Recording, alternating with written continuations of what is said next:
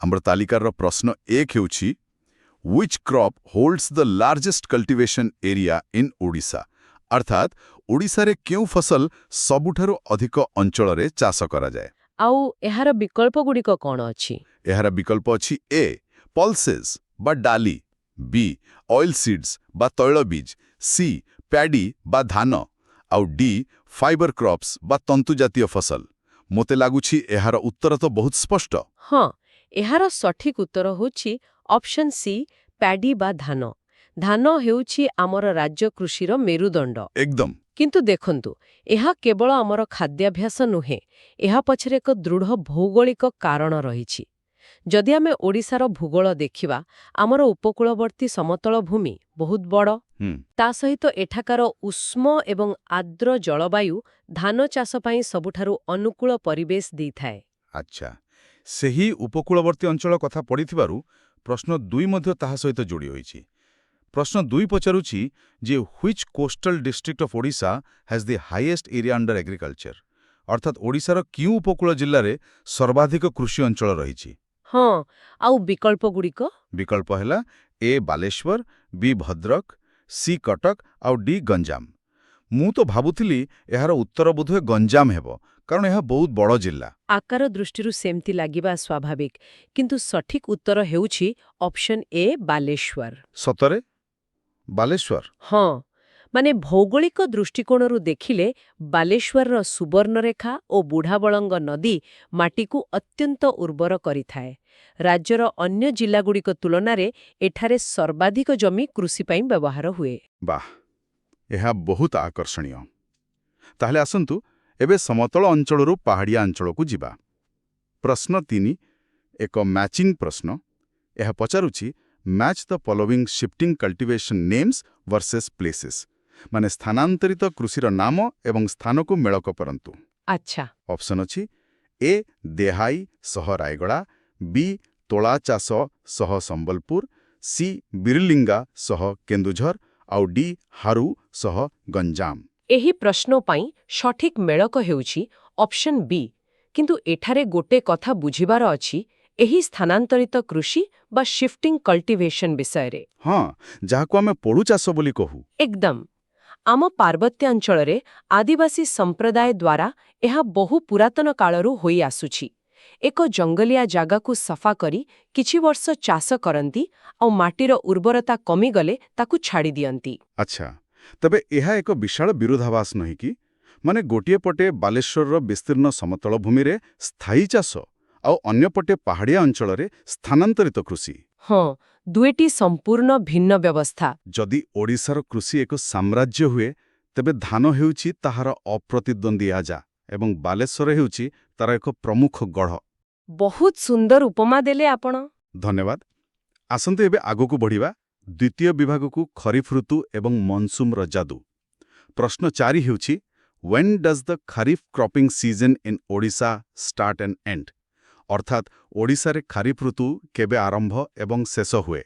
ବିକଳ୍ପ ଅଛି ଜୁନରୁ ଅକ୍ଟୋବର, ଜୁଲାଇରୁ ନଭେମ୍ବର, ଅଗଷ୍ଟରୁ ଡିସେମ୍ବର ଏବଂ ସେପ୍ଟେମ୍ବରରୁ ଜାନୁଆରୀ। ଏହାର ସଠିକ୍ ଉତ୍ତର ହେଉଛି ଅପସନ୍ ଏ ଜୁନରୁ ଅକ୍ଟୋବର। ମାନେ ଖାରିଫ ହେଉଛି ସମ୍ପୂର୍ଣ୍ଣ ରୂପେ ମୌସୁମୀ ଋତୁର ଫସଲ। ଜୁନ ମାସରେ ମୌସୁମୀ ବାୟୁ ଆସିଲେ ବୁଣାବୁଣି ଆରମ୍ଭ ହୁଏ ଆଉ ଅକ୍ଟୋବର ବେଳକୁ ଅମଳ ହୁଏ। ଆଉ ଏହାକୁ ନେଇ ଆମର ପ୍ରଶ୍ନ 5 ଅଛି What is the main source of irrigation for Kharif crops in Odisha? Kharif ଫସଲ ପାଇଁ ପ୍ରମୁଖ ଜଳସେଚନ ଉତ୍ସ କ'ଣ? କ୍ୟାନାଲ, ମନସୁନ ବର୍ଷା, ନଳକୂଅ ନା ଉପରୋକ୍ତ ସମସ୍ତ? ଯେହେତୁ ଆମେ ଏବେ କଥା ହେଲେ, ଏହାର ଉତ୍ତର ହେଉଛି ଅପସନ୍ ବି ମୌସୁମୀ ବର୍ଷା ବା ମନସୁନ ରେନ୍। ଖାରିଫର ପୁରା ଜୀବନଚକ୍ର ଆକାଶରୁ ମିଳୁଥିବା ମାଗଣା ବର୍ଷା ଉପରେ ନିର୍ଭର କରେ। ଠିକ୍ କଥା। अब प्रश्न 6 Which of the following is the most important Kharif crop in Odisha? ସବୁଠାରୁ ଗୁରୁତ୍ୱପୂର୍ଣ୍ଣ ଖରିଫ ଫସଲ କ'ଣ? ଅପସନ୍ ହେଲା ଧାନ, ଜୁଆର, ମାଣ୍ଡିଆ ଆଉ ମକା। ଏହାର ଉତ୍ତର ତ ଆମେ ଆଗରୁ ଜାଣିଛେ, ଅପସନ୍ ଏ ଧାନ। ହଁ, କିନ୍ତୁ ଏଠାରେ ମୋର ଗୋଟେ ପ୍ରଶ୍ନ ଅଛି। କୁହନ୍ତୁ। ମୁଁ ସବୁବେଳେ ଦେଖିଛି ଯେ ମନସୁନ ଆସିବା ମାତ୍ରେ ହିଁ ଚାଷୀମାନେ ବିଲରେ ପଶି ଯାଆନ୍ତି। ବର୍ଷା ଆସିବାର ପ୍ରଥମ ସପ୍ତାହରେ ହିଁ ଏତେ ତତ୍ପରତା କାହିଁକି? ମାନେ ସେମାନେ ଟିକେ ଅପେକ୍ଷା କରିପାରନ୍ତି ନାହିଁ? ଏହା ଏକ ଅତି ଚମତ୍କାର ପ୍ରଶ୍ନ। ମାନେ ଏହା ପଛରେ ଏକ ଗଭୀର ଉଦ୍ଭିଦ ବିଜ୍ଞାନ ରହିଛି। ଆଚ୍ଛା। ଦେଖନ୍ତୁ, ଧାନ ଗଛ ବଢ଼ିବାର ପ୍ରାଥମିକ ପର୍ଯ୍ୟାୟରେ ଖାଲି ଓଦା ମାଟି ଦରକାର ହୁଏନି, ଜମିରେ ପ୍ରଚୁର ପାଣି ଠିଆ ହୋଇ ରହିବା ଦରକାର, ଯାହାକୁ ଆମେ ୱାଟର ଲଗ୍ଡ ଅବସ୍ଥା କହୁ। ହୁଁ ହୁଁ ବିଲରେ ପାଣି ଭର୍ତ୍ତି ହୋଇ ରହିବା ଦ୍ୱାରା ଅନାବନା ଘାସ ବା ୱିଡ୍ ବଢ଼ିପାରେ ନାହିଁ, କାରଣ ସେଗୁଡ଼ିକୁ ଅମ୍ଳଜାନ ମିଳେନି। କିନ୍ତୁ ଧାନ ଗଛ ସେହି ପାଣି ଭିତରେ ବଢ଼ିଯାଏ। ଆଉ ଏତେ ପାଣି କେବଳ ମୌସୁମୀ ହିଁ ଦେଇପାରିବ। ସେଥିପାଇଁ ପ୍ରଥମ ବର୍ଷା ଆସିବା ମାତ୍ରେ କାଦୁଅ କରି ଧାନ ରୁଆଯାଏ। ୱାଓ, ଏହା ପ୍ରକୃତରେ ପ୍ରକୃତିର ଏକ ଅଦ୍ଭୁତ ଇଞ୍ଜିନିୟରିଂ। ଅନାବନା ଘାସକୁ ମାରିବା ପାଇଁ ପାଣିର ପ୍ରାକୃତିକ ବ୍ୟବହାର। ଏକଦମ। ଏବେ ଆମେ ଖରିଫରୁ ବାହାରି ଶୀତଦିନିଆ ଚାଷ ଆଡ଼କୁ ଯିବା, ଯାହାକୁ ରବି ଋତୁ କୁହାଯାଏ। ପ୍ରଶ୍ନ 7 ପଚାରୁଛି, when does the rabi season typically begin in Odisha? ଅର୍ଥାତ୍ ରବି ଋତୁ କେବେ ଆରମ୍ଭ ହୁଏ? ଜୁନ୍, ସେପ୍ଟେମ୍ବର, ନଭେମ୍ବର ନା ମାର୍ଚ୍ଚ? ଉତ୍ତର ହେବ ଅପସନ୍ ସି, ନଭେମ୍ବର। ମାନେ ଅକ୍ଟୋବର ଶେଷ ସୁଦ୍ଧା ଖରିଫ ସରିଯାଏ, ଆଉ ନଭେମ୍ବର ମାସରୁ ଥଣ୍ଡା ପାଗ ନୂଆ ରବି ଫସଲ ପାଇଁ ସଂକେତ ଦିଏ। ଆଚ୍ଛା, ଆଉ ପ୍ରଶ୍ନ 8 ହେଉଛି, what is the typical period for the conclusion of the rabi season in Odisha? Rabi ଋତୁ କେବେ ଶେଷ ହୁଏ? ଅପସନ୍ ଅଛି ମାର୍ଚ୍ଚ, ଏପ୍ରିଲ, ଜୁନ୍ ଆଉ ଜୁଲାଇ। ଏହାର ଉତ୍ତର ହେଉଛି ଅପସନ୍ ବି, ଏପ୍ରିଲ। ବସନ୍ତ ଋତୁ ସରିକି ଯେତେବେଳେ ଖରା ପ୍ରଖର ହୁଏ, ସେତେବେଳେ ଏହି ଫସଲ ଅମଳ ହୁଏ। ତାହେଲେ ଆସନ୍ତୁ ଦେଖିବା ଏହି ସମୟରେ କ'ଣ ଚାଷ ହୁଏ। ପ୍ରଶ୍ନ 9, which of the following is a major rabi crop in Odisha? ଏଥିମଧ୍ୟରୁ କେଉଁଟି ଏକ ପ୍ରମୁଖ ରବି ଫସଲ? ଧାନ, ଜୁଆର, ଗହମ ନା କପା? ଏହାର ସଠିକ ଉତ୍ତର ଅପସନ୍ ସି, ହ୍ୱିଟ୍ ବା ଗହମ। ଆଉ ଏଠାରେ ଗୋଟେ ବୈଜ୍ଞାନିକ ଦିଗ ଅଛି। କ'ଣ ସେଇଟା? ମାନେ ଗହମ ଗଜା ହେବା ପାଇଁ ଥଣ୍ଡା ପାଗ ଦରକାର, କିନ୍ତୁ ଅମଳ ହେବା ବେଳକୁ ଦାନା ପୁଷ୍ଟ ହେବା ପାଇଁ ଖରା ଦରକାର, ଯାହାକି ଏପ୍ରିଲରେ ମିଳିଯାଏ। ଆଚ୍ଛା, ଏବେ ଏକ ବହୁତ କୌତୂହଳପୂର୍ଣ୍ଣ ପ୍ରଶ୍ନ ଆସୁଛି। ଆମେ ଜାଣିଲେ ଯେ ରବି ଋତୁରେ ବର୍ଷା ନଥାଏ। ତାହେଲେ ପ୍ରଶ୍ନ, does rabi crops in Odisha primarily depend for their growth on what condition? ଅର୍ଥାତ୍ ରବି ଫସଲ ମୁଖ୍ୟତଃ କାହା ଉପରେ ନିର୍ଭର କରେ? ବିକଳ୍ପ ଅଛି ମୌସୁମୀ ବର୍ଷା, ସବ୍ ସଏଲ୍ ମଏଶ୍ଚର ବା ମାଟି ତଳର ଆର୍ଦ୍ରତା, ଶୀତକାକର ନା ଗ୍ରୀଷ୍ମ ଲହରୀ? ଏହାର ଉତ୍ତର ନିଶ୍ଚିତ ରୂପେ ଅପସନ୍ ବି, ସବ୍ ସଏଲ୍ ମଏଶ୍ଚର ଏବଂ କୃତ୍ରିମ ଜଳାସେଚନ। ବର୍ଷା ନଥିବାରୁ ଚାଷୀଙ୍କୁ ମାଟି ଭିତରେ ଲୁଚି ରହିଥିବା ଜଳାଂଶ ଉପରେ ନିର୍ଭର କରିବାକୁ ପଡ଼େ। ଏହା ଶୁଣି ମୋତେ ଲାଗୁଛି ଯେ ମାଟି ତଳର ଏହି ଆର୍ଦ୍ରତା ଏକ ବିଶାଳ ବ୍ୟାଟେରୀ ପରି କାମ କରେ। ଆରେ ବାଃ, କେମିତି? ଯେମିତି ଆମ ମୋବାଇଲ ବ୍ୟାଟେରୀ, ଖାରିଫ ଋତୁର ପ୍ରବଳ ବର୍ଷା ସେହି ମାଟି ରୂପକ ବ୍ୟାଟେରୀକୁ 100% ଚାର୍ଜ କରିଦିଏ, ଆଉ ତାପରେ ବର୍ଷା ପଳାଇଲେ ରବି ଫସଲ ସେହି ସଞ୍ଚିତ ଚାର୍ଜକୁ ଟିକେ ଟିକେ ଟାଣି ବଞ୍ଚେ। ମୁଁ ଠିକ୍ କହୁଛି ତ? ହଁ, ଏକଦମ ସଠିକ୍ ଏବଂ ଅତି ସୁନ୍ଦର ଉପମାଟିଏ। ବୈଜ୍ଞାନିକ ଭାଷାରେ ଆମେ ଏହାକୁ କ୍ୟାପିଲାରି ଆକ୍ସନ୍ କହୁଁ। ଏହି ପ୍ରାକୃତିକ ବ୍ୟାଟେରୀ ବିନା ରବି ଫସଲ ଅସମ୍ଭବ। ସେଥିପାଇଁ ଚାଷୀମାନେ ନିଜ ବୁଦ୍ଧି ଖଟାଇ ଏହି ଚାଷ କରନ୍ତି। ଆଉ ପ୍ରଶ୍ନ 11 ହେଉଛି, among the following options, which one is not considered a major rabi crop in Odisha? କେଉଁଟି ପ୍ରମୁଖ ରାବି ଫସଲ ନୁହେଁ? ବୁଟ, ତୈଳବୀଜ, ମକା ନା ଗହମ? ଉତ୍ତର ହେଉଛି ଅପସନ୍ ସି, ମେଜ୍ ବା ମକା। ମକା ମୁଖ୍ୟତଃ ଗରମ ପାଗ ଦରକାର କରେ, ତେଣୁ ଏହା ଶୀତ ଦିନେ ହୁଏନି। ଠିକ୍ ଅଛି। ଏବେ ଆମେ ବର୍ଷର ତୃତୀୟ ଋତୁ ବିଷୟରେ ଜାଣିବା, ଜୈଦ ଋତୁ। ପ୍ରଶ୍ନ 12 ପଚାରୁଛି ଯେ what is the characteristic of the zaid season in Odisha? ଅର୍ଥାତ୍ ଜୈଦ ଋତୁର ବୈଶିଷ୍ଟ୍ୟ କ'ଣ? Long duration, winter crops, short duration ନା ରେନ୍ ଫେଡ୍ କ୍ରପ୍ସ? ଏହାର ବୈଶିଷ୍ଟ୍ୟ ହେଉଛି option C, short duration crops ବା ସ୍ୱଳ୍ପ ଅବଧିର ଫସଲ। ଦେଖନ୍ତୁ, ରବି କଟା ହେଲା ପରେ ଆଉ ଖରିଫ ଆରମ୍ଭ ହେବା ଭିତରେ ଯେଉଁ ଛୋଟିଆ ସମୟଖଣ୍ଡ ଥାଏ, ସେଇଠି ଖୁବ୍ ଶୀଘ୍ର ବଢ଼ିପାରୁଥିବା ଫସଲ ବୁଣାଯାଏ। ଆଉ ସେହି କଥା ପ୍ରଶ୍ନ 13ରେ ଅଛି। Which of the following crops is typically grown during the zaid season in Odisha? କେଉଁ ଫସଲ ଚାଷ କରାଯାଏ? ମୁଗ, ଗହମ, ମକା ନା ଜୁଆର? ଉତ୍ତର ହେଉଛି ଅପସନ୍ ଏ, ମୁଙ୍ଗ ବା ମୁଗ। ଏହା ଖୁବ୍ କମ୍ ଦିନରେ ଅମଳ ହୋଇଯାଏ ଆଉ ଗରମ ମଧ୍ୟ ସହିପାରେ। ପ୍ରଶ୍ନ 14 ପଚାରୁଛି ଯେ what is the timing of the zaid season in Odisha? ଏହାର ସମୟସୀମା କ'ଣ? ବିକଳ୍ପ ଅଛି June September, September December, December March ନା ମାର୍ଚ୍ଚ ଜୁନ୍? ଆପଣ ତ ଆଗରୁ କହିଦେଲେଣି, ଏହାର ଉତ୍ତର ଅପସନ୍ ଡି, ମାର୍ଚ୍ଚରୁ ଜୁନ୍। ହଁ ତ, ଆଉ ପ୍ରଶ୍ନ 15 ହେଲା what differentiates the zaid season from the kharif and rabi season ମାନେ ଜୈଦ୍ ଋତୁ ଅନ୍ୟ ଦୁଇ ଋତୁଠାରୁ କିପରି ଭିନ୍ନ ବିକଳ୍ପ ଅଛି ଡ୍ୟୁରେସନ୍ ସିଜନାଲ୍ ଟାଇମିଂସ୍ ୱାଟର ରିକ୍ୱାୟାରମେଣ୍ଟ ନା ସୋଇଂ ମେଥଡ୍ସ ବୈଷୟିକ ଦୃଷ୍ଟିରୁ ସଠିକ ଉତ୍ତର ହେଉଛି ଅପସନ୍ ବି ସିଜନାଲ୍ ଟାଇମିଂସ୍ ବା ଋତୁକାଳୀନ ସମୟ। ଗୋଟେ ଫସଲ କେଉଁ ସମୟରେ ବୁଣାଯାଉଛି ତାହା ହିଁ ଋତୁ ନିର୍ଦ୍ଧାରଣ କରେ।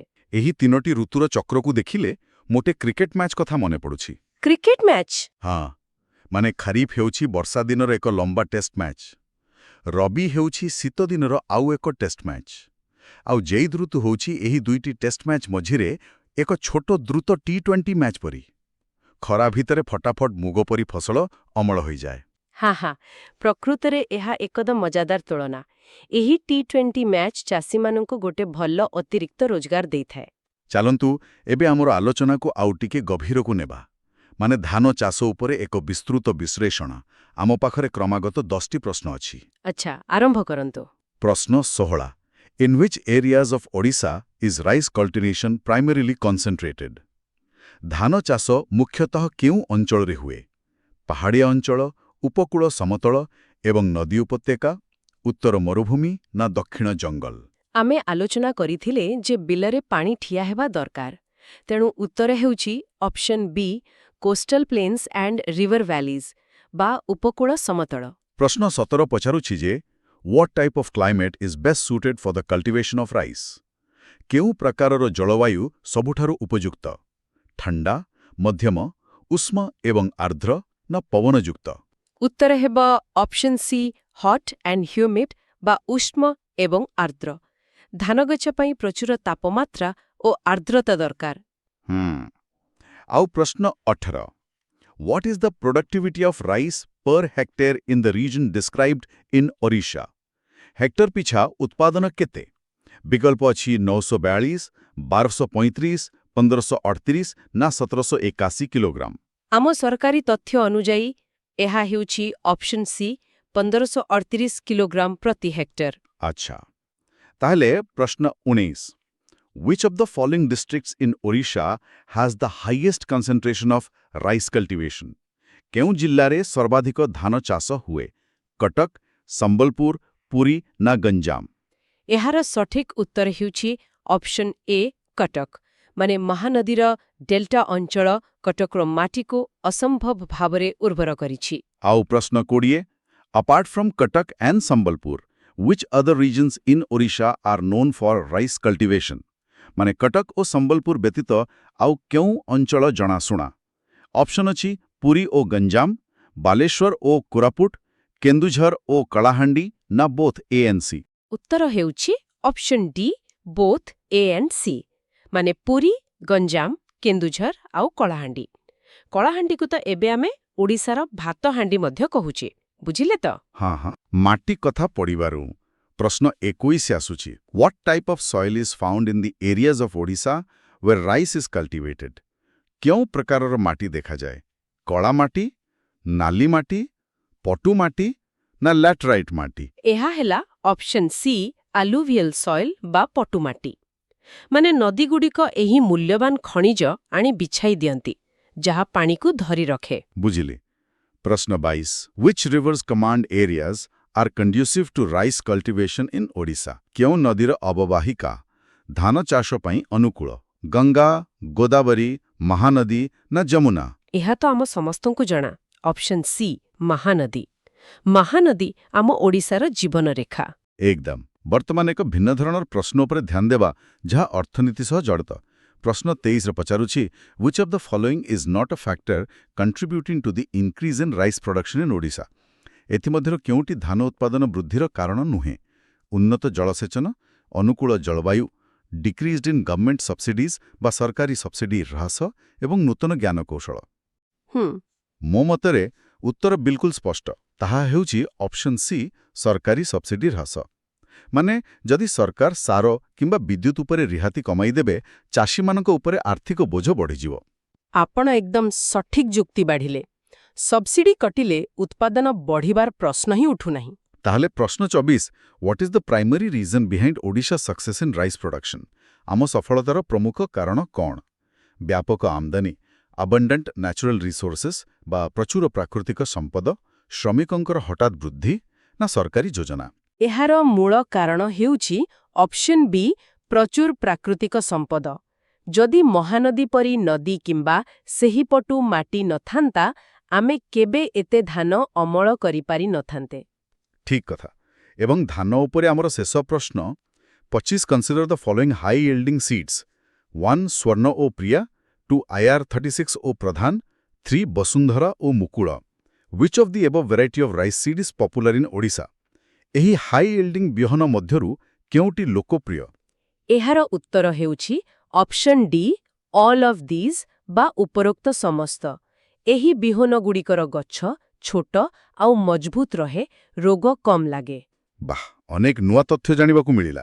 ଏବେ ଆମେ ଏହି ଆଲୋଚନାର ଶେଷ ପର୍ଯ୍ୟାୟକୁ ଆସିଯାଇଛୁ, ମାନେ ଡାଲି ଜାତୀୟ ଫସଲ। ହଁ, ପ୍ରଶ୍ନ 26 ପଚାରୁଛି, what R the most important pulses grown in Odisha?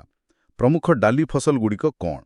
ବିକଳ୍ପ ଅଛି ଲେଣ୍ଟିଲ୍ସ ଓ ମୁଗ, ଗ୍ରାମତୁର ଅରହର ବା ବୁଟ ହରଡ଼ ଅରହର, ପିଜ୍ ଓ କିଡ୍ନି ବିନ୍ସ ନା କାଉପିସ୍ ଓ ଫାୱା ବିନ୍ସ? ସଠିକ୍ ଉତ୍ତର ହେଉଛି ଅପସନ୍ ବି, ଗ୍ରାମ, ତୁର ଏବଂ ଅରହର। ଏଗୁଡ଼ିକ ଆମ ରାଜ୍ୟର ପାଣିପାଗ ସହ ଖାପ ଖାଇଥାନ୍ତି। ଏବେ ଆସୁଛି ସେଇ ମଜାଦାର ପ୍ରଶ୍ନ ଯାହା ଆମେ ଆରମ୍ଭରେ କହୁଥିଲେ। ହଁ, ପ୍ରଶ୍ନ ହେଉଛି 27, which of the following districts in Odisha has the highest concentration of pulse production? କେଉଁ ଜିଲ୍ଲାରେ ସର୍ବାଧିକ ଡାଲି ଉତ୍ପାଦନ ହୁଏ? କଟକ, ପୁରୀ, କଳାହାଣ୍ଡି ନା ସମ୍ବଲପୁର?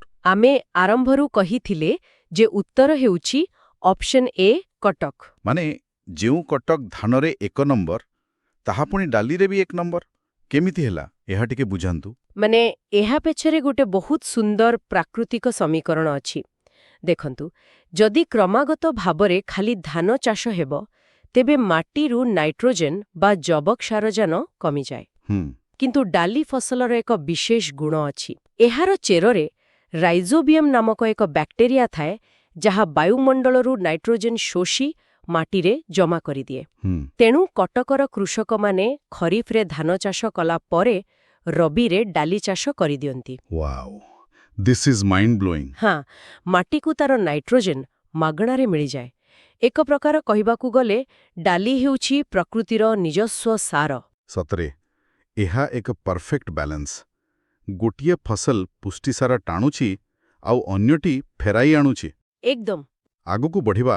ପ୍ରଶ୍ନ 28, which among the following are the two main seasons in which pulses are grown in Odisha? ଡାଲି ପାଇଁ ପ୍ରମୁଖ ଋତୁ କ'ଣ? ଖରିଫ ଓ ରବି, ରବି ଓ ଜଇଦ୍, ମୌସୁମୀ ଓ ଟ୍ରପିକାଲ ନା ଅଲ୍ ଅଫ୍ ଦିଜ୍? ଉତ୍ତର ହେଉଛି ଅପସନ୍ ଏ, ଖରିଫ ଏବଂ ରବି। ଡାଲି ଉଭୟ ବର୍ଷା ଆଉ ଶୀତ ଦିନେ ବଢ଼ିପାରେ। ପ୍ରଶ୍ନ 29, consider the following regions of Odisha. 1 Mahanadi delta, 2 Rushikulya plains, 3 Hirakud region. Which of the above regions is favorable for the cultivation of pulses? କେଉଁ ଅଞ୍ଚଳ ଅନୁକୂଳ? ଏହାର ଉତ୍ତର ହେବ option D, all of these ବା ସମସ୍ତ ଅଞ୍ଚଳ। ଏହିସବୁ ସ୍ଥାନ ନଦୀ ବ୍ୟବସ୍ଥା ସହ ଜଡ଼ିତ।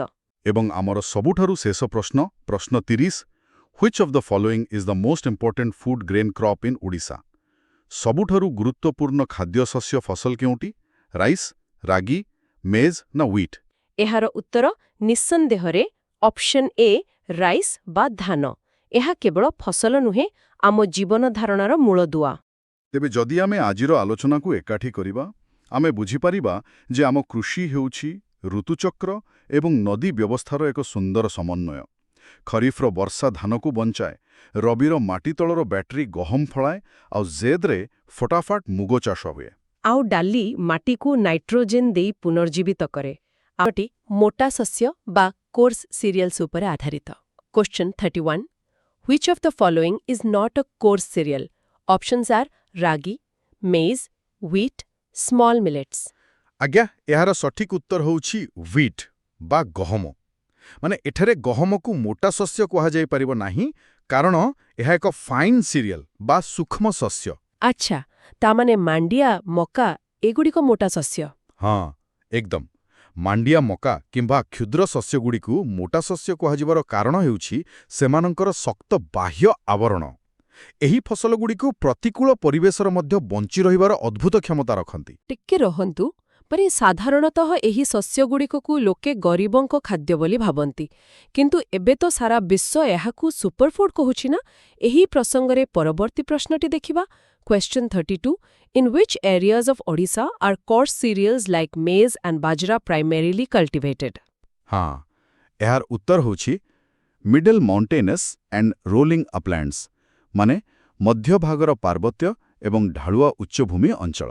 ଆଚ୍ଛା ଏହା ପଛର କାରଣ କ'ଣ ଉପକୂଳ ଅଞ୍ଚଳରେ କାହିଁକି ନୁହେଁ ଦେଖନ୍ତୁ ଉପକୂଳ ଅଞ୍ଚଳରେ ମାଟି ବହୁତ ଉର୍ବର ଆଉ ପାଣି ଜମି ରହେ ଯାହା ଧାନ ପାଇଁ ଭଲ କିନ୍ତୁ ମକା ବା ବାଜରା ପାଇଁ ପାଣି ଜମି ରହିବା ବିଷ ସମାନ ଏମାନଙ୍କ ଚେର ପଚିଯାଏ ତେଣୁ ପାର୍ବତ୍ୟ ଅଞ୍ଚଳର ଢାଳୁଆ ଭୂମି ଏମାନଙ୍କ ପାଇଁ ସବୁଠାରୁ ଆଦର୍ଶ ସ୍ଥାନ ଯେଉଁଠି ବଳକା ପାଣି ତଳକୁ ବୋହିଯାଏ।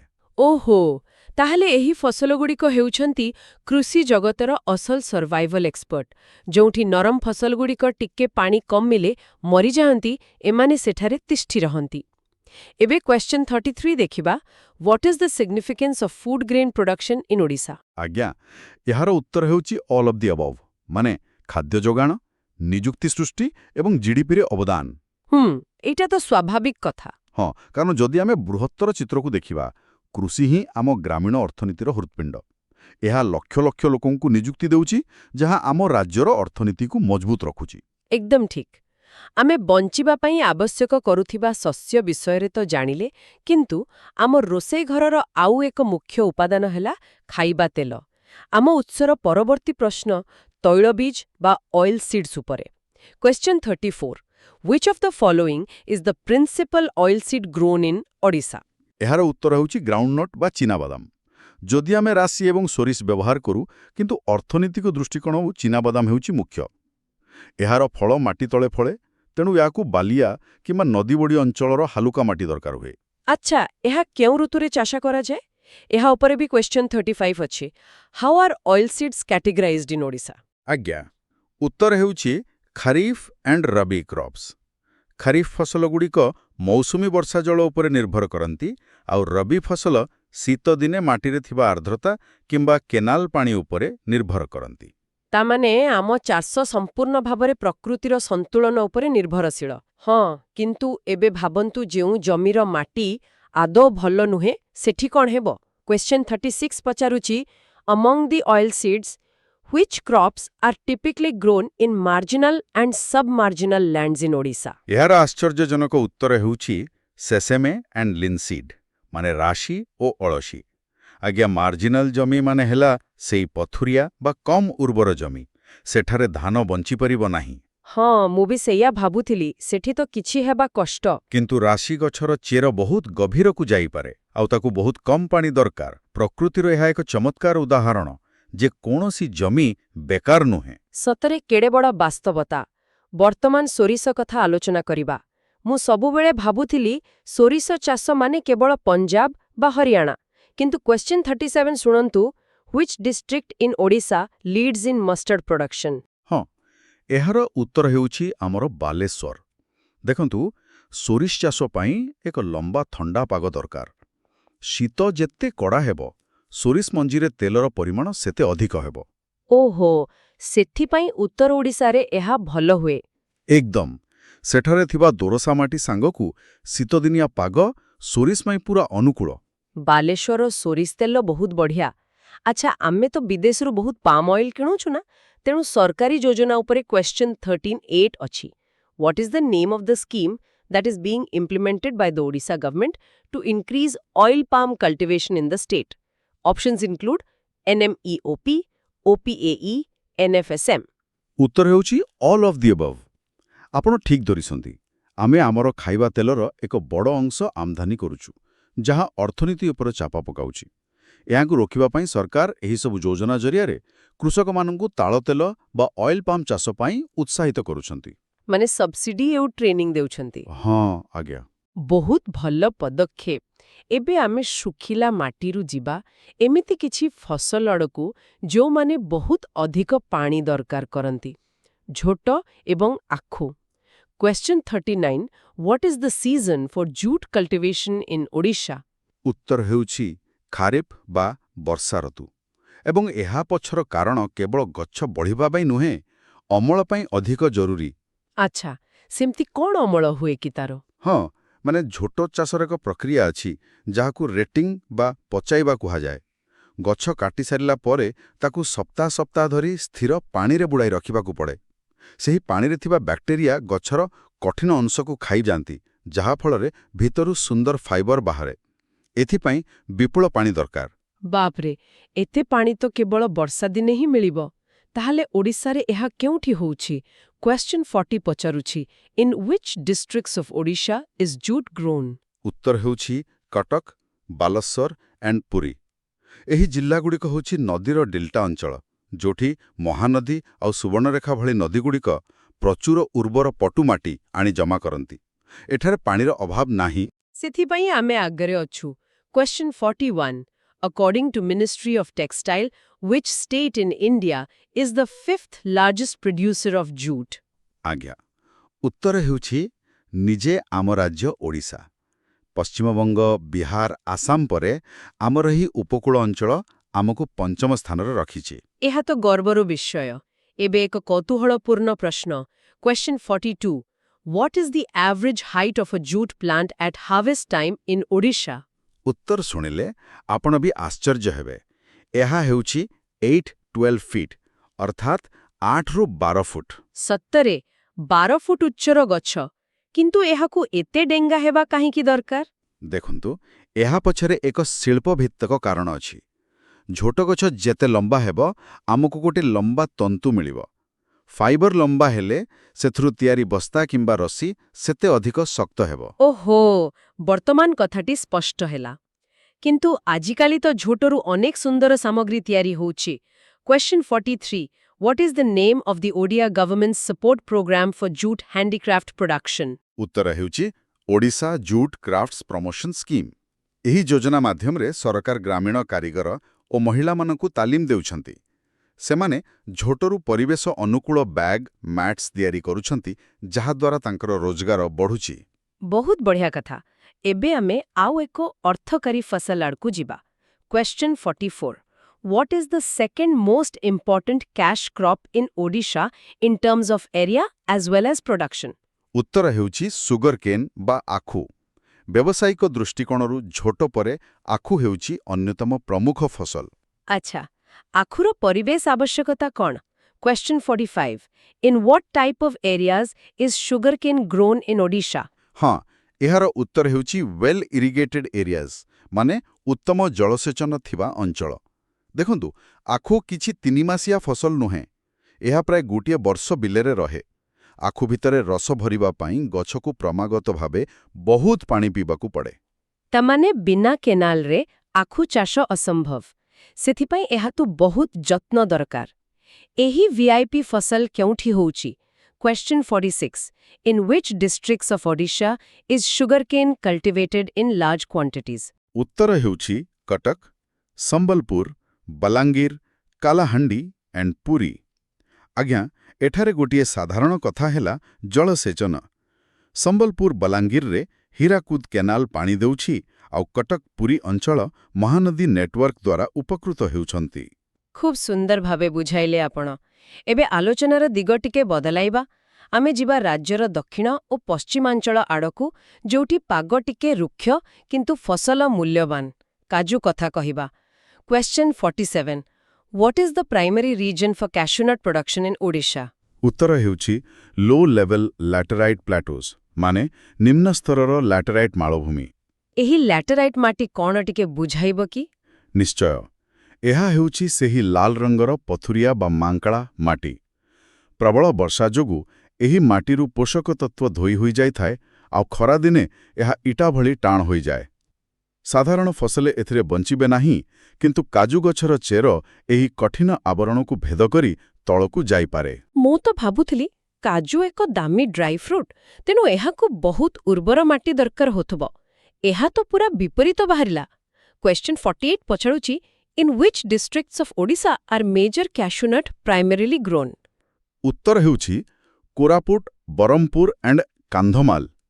ଦକ୍ଷିଣ ଓଡ଼ିଶାର ଏହି ଜିଲ୍ଲାଗୁଡ଼ିକରେ ବ୍ୟାପକ ଲ୍ୟାଟେରାଇଟ୍ ମାଳଭୂମି ରହିଛି, ଯାହାକୁ ଏବେ କ୍ୟାଜୁ ବଗିଚାରେ ପରିଣତ କରାଯାଇଛି। ଆଉ ପାଣିପାଗ question 49 what is the ideal climate for cashew nut cultivation? ଉତ୍ତର ହେଉଛି warm and humid climate with plenty of rainfall. ଏହାକୁ ଗରମ ଦରକାର ଆଉ ଭଲ ବର୍ଷା ଦରକାର, କିନ୍ତୁ ଏକ ଗୁରୁତ୍ୱପୂର୍ଣ୍ଣ ସର୍ତ୍ତ ହେଲା ଯେତେବେଳେ ଗଛରେ ଫୁଲ ଆସେ ପାଗ ସମ୍ପୂର୍ଣ୍ଣ ଶୁଖିଲା ରହିବା ନିହାତି ଦରକାର, ନହେଲେ ଫସଲ ନଷ୍ଟ ହୋଇଯିବ। ଆଚ୍ଛା, ତ ଏତେ ବୈଷୟିକ ଜ୍ଞାନ ଚାଷୀଙ୍କୁ କିଏ ଦଉଛି? Question 50 which organization is responsible for the development of cashew nut cultivation in Odisha? ଏହାର ଦାୟିତ୍ୱ ନେଇଛି ଆମର କ୍ୟାଶୁ ପ୍ଲାଣ୍ଟେସନ ବୋର୍ଡ ବା ସିପିବି। ସେମାନେ ଉନ୍ନତ ଚାରା ଯୋଗାଇବାଠାରୁ ଆରମ୍ଭ କରି ସବୁ ଦାୟିତ୍ୱ ତୁଲାଉଛନ୍ତି। ତାପରେ ଆମେ ଆଲୋଚନା ଏଇବା କପା ବିଷୟରେ question 51 cotton cultivation has been taken up extensively in which 3 districts of Odisha? ଉତ୍ତର ହେଉଛି କୋରାପୁଟ, ବଲାଙ୍ଗୀର ଏବଂ କଳାହାଣ୍ଡି। ଆଜ୍ଞା, ଏହି ଜିଲ୍ଲାଗୁଡ଼ିକରେ କପା ବର୍ତ୍ତମାନ ଏକ ମୁଖ୍ୟ ବ୍ୟବସାୟିକ ଫସଲ ପାଲଟିଛି। ହଁ, ଏହାକୁ ତା ଧଳା ସୁନା ବି କୁହାଯାଏ ନା? ତେବେ ଏହାର ଭୌଗୋଳିକ କାରଣ କ'ଣ? ମାନେ question 52 what are the ideal soil and climatic conditions for cotton cultivation? ଏହାର ଉତ୍ତର ହେଉଛି hot and humid climate, well drained black soil. ସବୁଠୁ ଗୁରୁତ୍ୱପୂର୍ଣ୍ଣ କଥା ହେଉଛି ଏହି କଳା ମାଟି। ଖରାଦିନେ ଏହି ମାଟି ଫାଟିଯାଏ ଆଉ ବାୟୁ ଚଳାଚଳ ଭଲ ହୁଏ। ଆଚ୍ଛା, ମାନେ ଏହା ନିଜେ ନିଜକୁ ହଳ କଲା ଭଳି ଗୋଟେ ପ୍ରକ୍ରିୟା। ଏକଦମ। ଆଉ ବର୍ଷା ହେଲେ ଏହା ପାଣି ଧରି ରଖେ, କିନ୍ତୁ ଅଧିକ ଜମାଇ ରଖେ ନାହିଁ। କପା ଗଛ ମୂଳରେ ପାଣି ଜମିଲେ ତାହା ମରିଯିବ ତ। ତେଣୁ ଏହି ମାଟି କପା ପାଇଁ ଏକ ବରଦାନ। ବହୁତ ରୋଚକ ତଥ୍ୟ। ତେବେ ସରକାର କ'ଣ ସାହାଯ୍ୟ କରୁଛନ୍ତି? Question 53 what are some of the steps that the Odisha government is taking to promote cotton cultivation and support cotton farmers in Koraput, Balangir and Kalahandi districts? ଉତ୍ତର ହେଉଛି ଅଲ୍ ଅଫ୍ ଦି ଅବଭ୍। ମାନେ କେବଳ ଫସଲ କଲେ ହେବ ନାହିଁ, ବିକ୍ରି ପାଇଁ ବଜାର ଦରକାର। ତେଣୁ ସରକାର ସବସିଡି ଦେଉଛନ୍ତି, ଟ୍ରେନିଂ ଦେଉଛନ୍ତି, ଆଉ ସେହି ଅଞ୍ଚଳରେ ଜିନିଂ ମିଲ୍ ବା କପା ପ୍ରୋସେସିଂ ୟୁନିଟ୍ ସ୍ଥାପନ କରୁଛନ୍ତି। ବହୁତ ବଢ଼ିଆ। ଆମେ ଆଲୋଚନା କରୁ କରୁ ଆମର ଶେଷ ବିଭାଗରେ ଆସି ପହଞ୍ଚିଗଲେନି। ଆଉ ଏହା ହେଉଛି ସବୁଠୁ ଆଶ୍ଚର୍ଯ୍ୟଜନକ ଅଧ୍ୟାୟ, ସ୍ୱତନ୍ତ୍ର ଜଳବାୟୁର ଚମତ୍କାରିତା। ଆମେ ଜାଣିଛେ ଆସାମରେ ଚା ହୁଏ, କିନ୍ତୁ ଓଡ଼ିଶାରେ? କ୍ୱେଶ୍ଚନ୍ 54 ଦେଖନ୍ତୁ which 2 regions of Odisha are known for tea cultivation? ଉତ୍ତର ହେଉଛି ଇଷ୍ଟର୍ଣ୍ଣ ଘାଟ୍ସ ଆଣ୍ଡ କେଉଁଝର ମାଉଣ୍ଟେନିୟସ୍ ରିଜନ୍ସ। ଆମ ଓଡ଼ିଶାର ପୂର୍ବଘାଟ ଏବଂ କେନ୍ଦୁଝରର ପାହାଡ଼ୀୟ ଅଞ୍ଚଳରେ ଏକ ନିର୍ଦ୍ଦିଷ୍ଟ ମାଇକ୍ରୋ କ୍ଲାଇମେଟ୍ ବା ସୂକ୍ଷ୍ମ ଜଳବାୟୁ ସୃଷ୍ଟି ହୋଇଥାଏ, ଯାହା ଚାହା ଚାଷ ପାଇଁ ସମ୍ପୂର୍ଣ୍ଣ ଅନୁକୂଳ। ସତରେ? ଏହି ମାଇକ୍ରୋକ୍ଲାଇମେଟ୍ର ରହସ୍ୟ କ'ଣ? Question 55 what are the ideal climatic conditions for tea cultivation? ଉତ୍ତର ହେଉଛି hot and humid climate and rainfall of 150 to 350 centimeters. ଦେଖନ୍ତୁ, ଚାହା ଗଛରୁ ଆମେ ପ୍ରତିଦିନ ନୂଆ ପତ୍ର ତୋଳୁ। ତେଣୁ ନୂଆ ପତ୍ର ସୃଷ୍ଟି ପାଇଁ ପ୍ରଚୁର ବର୍ଷା ଆଉ ଆର୍ଦ୍ରତା ଦରକାର। କିନ୍ତୁ ଗଛ ମୂଳରେ ପାଣି ଜମିବା ଅନୁଚିତ। ସେଥିପାଇଁ ପାହାଡ଼ର ଢାଲୁ ଅଞ୍ଚଳ ନିହାତି ଦରକାର। ଅଦ୍ଭୁତ ଭୂଗୋଳ। ଏବେ ଆସନ୍ତୁ କଫି କଥା କହିବା। Question 56 in which forested regions of Odisha is coffee cultivation primarily concentrated? ଆଜ୍ଞା, ଉତ୍ତର ହେଉଛି ଇଷ୍ଟର୍ଣ୍ଣ ଘାଟ୍ସ ବା ପୂର୍ବଘାଟ ପର୍ବତମାଳା। ସମୁଦ୍ର ପତନଠାରୁ ପ୍ରାୟ 3000 ଫୁଟ ଉଚ୍ଚରେ ଥିବା ଏହି ଅଞ୍ଚଳରେ ଶୀତଳ ଜଳବାୟୁ ରହେ, ଯାହା ଆରାବିକା ଭଳି କଫି ପାଇଁ ବରଦାନ। କୋରାପୁଟ କଫି ତ ପ୍ରସିଦ୍ଧ, କିନ୍ତୁ ପୂର୍ବଘାଟ ଭିତରେ ଆଉ କେଉଁ ଅଞ୍ଚଳ ଆସିଛି? Question 57 which district in Odisha has coffee cultivation in the Udayagiri and Baliguda areas? ଉତ୍ତର ହେଉଛି କନ୍ଧମାଳ। ଆଜିକାଲି କନ୍ଧମାଳର ଦାରିଙ୍ଗବାଡ଼ି, ଉଦୟଗିରି ଆଉ ବାଲିଗୁଡ଼ା ଅଞ୍ଚଳ ଅର୍ଗାନିକ୍ କଫି ଚାଷ ପାଇଁ ଏକ ନୂଆ ହବ୍ ପାଲଟିଛି। କିନ୍ତୁ ଏଠାରେ ମୋର ଏକ ବଡ଼ ଦ୍ୱନ୍ଦ୍ୱ ଅଛି। କଫି ଚାଷ ପାଇଁ ତ ବିରାଟ ଜମି ଦରକାର। ତେବେ କ'ଣ କନ୍ଧମାଳର ଜଙ୍ଗଲ କାଟି ଆମେ କଫି ବଗିଚା କରୁଛେ?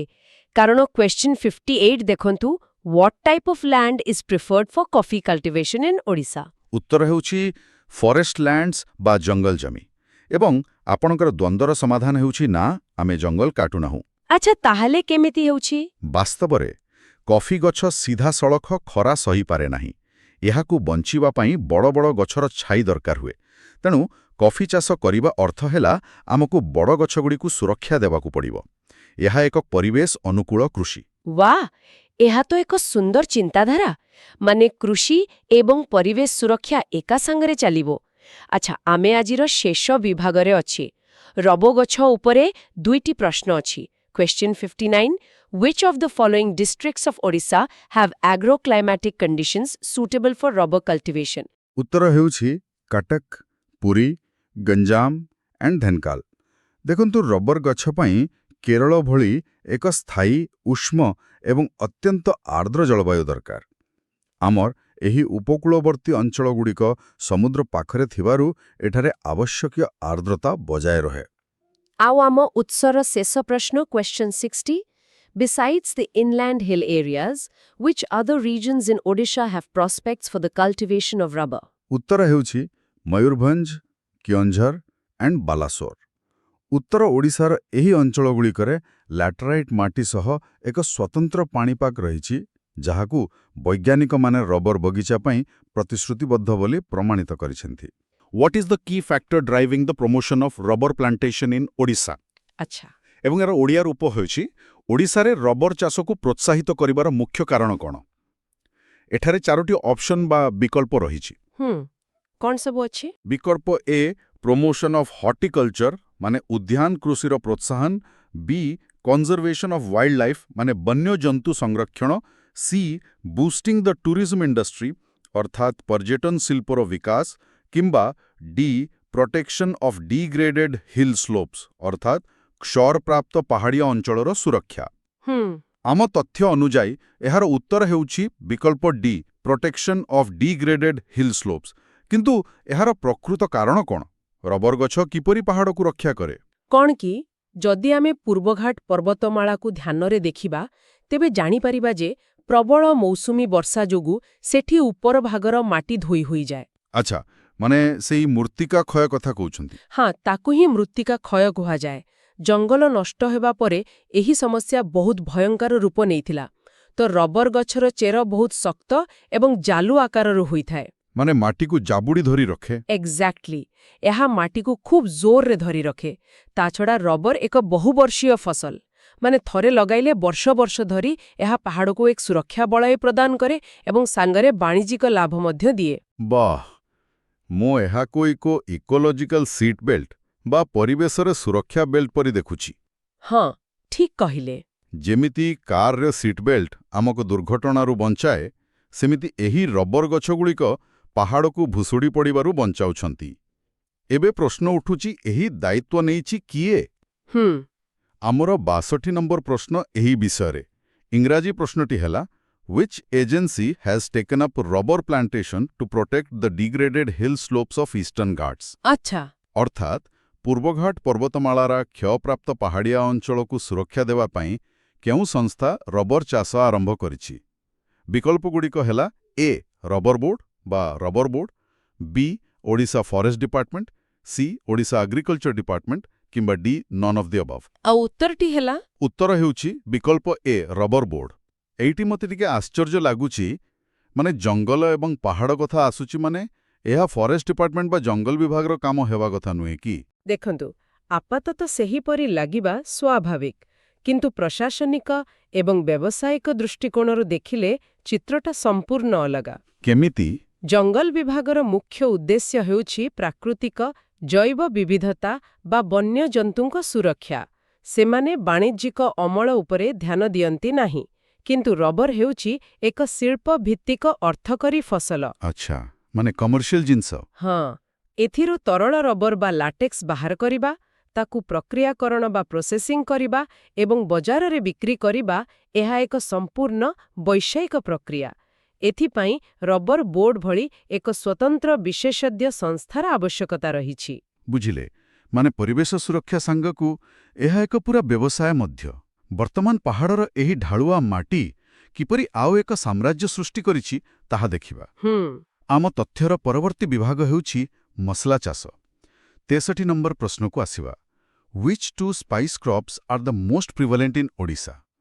ମାନେ ଓଡ଼ିଶାରେ କେଉଁ ଦୁଇଟି ମସଲା ଫସଲ ସବୁଠାରୁ ଅଧିକ ଚାଷ କରାଯାଏ? ଆଚ୍ଛା, ବିକଳ୍ପରେ ଅଛି ଏ ଟୋମେରିକ୍ ଆଣ୍ଡ ଜିଞ୍ଜର ମାନେ ହଳଦୀ ଏବଂ ଅଦା, B black pepper and cardamom ଅର୍ଥାତ୍ ଗୋଲମରିଚ ଏବଂ ଗୁଜୁରାତି, ସି କୋରିଆଣ୍ଡର ଆଣ୍ଡ କ୍ୟୁମେନ୍ ମାନେ ଧନିଆ ଏବଂ ଜିରା, ଏବଂ D none of the above. ଉତ୍ତରଟି ହେଉଛି ଏ ଟୋମେରିକ୍ ଆଣ୍ଡ ଜିଞ୍ଜର। ଓଡ଼ିଶାରେ ହଳଦୀ ଆଉ ଅଦା କାହିଁକି ଏତେ ପରିମାଣରେ ହୁଏ? କାରଣ ହଳଦୀ ଏବଂ ଅଦାକୁ ଆପଣ ବୋଟାନିକାଲ କଜିନ୍ସ ବା ଉଦ୍ଭିଦ ବିଜ୍ଞାନ ଦୃଷ୍ଟିରୁ ସମ୍ପର୍କୀୟ ଭାଇ ଭଉଣୀ ବୋଲି କହିପାରିବେ। ଓହୋ, ଭାଇ ଭଉଣୀ। ହଁ, ଆପଣ ଦେଖିବେ ଯୋଉଠି ବହି ଦୋକାନ ଥାଏ ତା ପାଖରେ କଫି ଦୋକାନଟିଏ ଭଲ ଚାଲେ, କାରଣ ଉଭୟ ଗୋଟିଏ ପ୍ରକାରର ପରିବେଶ ଖୋଜନ୍ତି।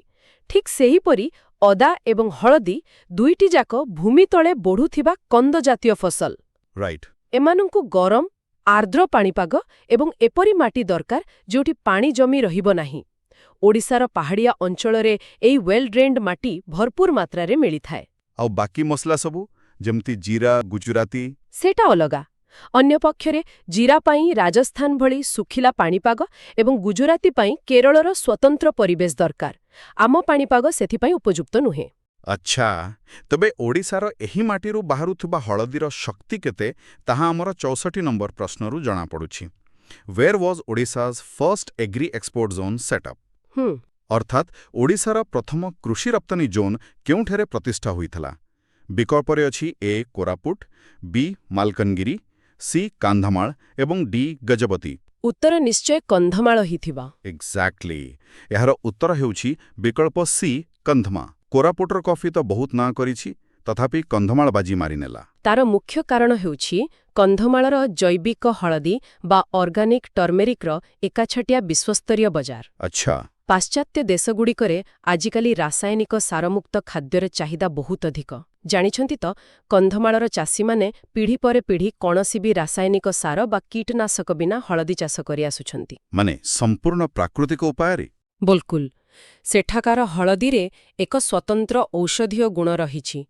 ତେଣୁ ବିଶ୍ୱ ବଜାରର ଏହି ଚାହିଦାକୁ ସିଧାସଳଖ ପୂରଣ କରିବା ପାଇଁ ସରକାର ସେଠାରେ ରାଜ୍ୟର ପ୍ରଥମ କୃଷି ରପ୍ତାନି ଜୋନ୍ ପ୍ରତିଷ୍ଠା କଲେ, ଯାହାଦ୍ୱାରା ହଳଦୀ ସେଠାରୁ ପ୍ରକ୍ରିୟାକରଣ ହୋଇ ସିଧା ବିଦେଶ ଯାଇପାରିବ। ବାଃ, ଏହି କଥା ଆମକୁ ପରବର୍ତ୍ତୀ ପ୍ରଶ୍ନ 65 ନମ୍ବର ପ୍ରଶ୍ନକୁ ନେଇଯାଉଛି। ଏହି ଜୈବିକ ଚାଷ କିଏ କରୁଛନ୍ତି? ପ୍ରଶ୍ନ ହେଲା, Which tribe of Odisha cultivates turmeric as a cash crop? ଓଡ଼ିଶାର କେଉଁ ଜନଜାତି ହଳଦୀକୁ ଏକ ଅର୍ଥକରୀ ଫସଲ ଭାବରେ ଚାଷ କରନ୍ତି? ଅପସନ୍ କ'ଣ ଅଛି? ବିକଳ୍ପ ଏ କନ୍ଧା ମାନେ କନ୍ଧ, ବି ଲାଞ୍ଜିଆ କନ୍ଧ ବା Lanjia Kondha, C both A and B, D none of this. ଉତ୍ତର ହେଉଛି ବିକଳ୍ପ ସି, ଅର୍ଥାତ୍ ଉଭୟ କନ୍ଧ ଏବଂ ସେମାନଙ୍କର ଏକ ଉପଜନଜାତି ଲାଞ୍ଜିଆ କନ୍ଧ। ହଁ।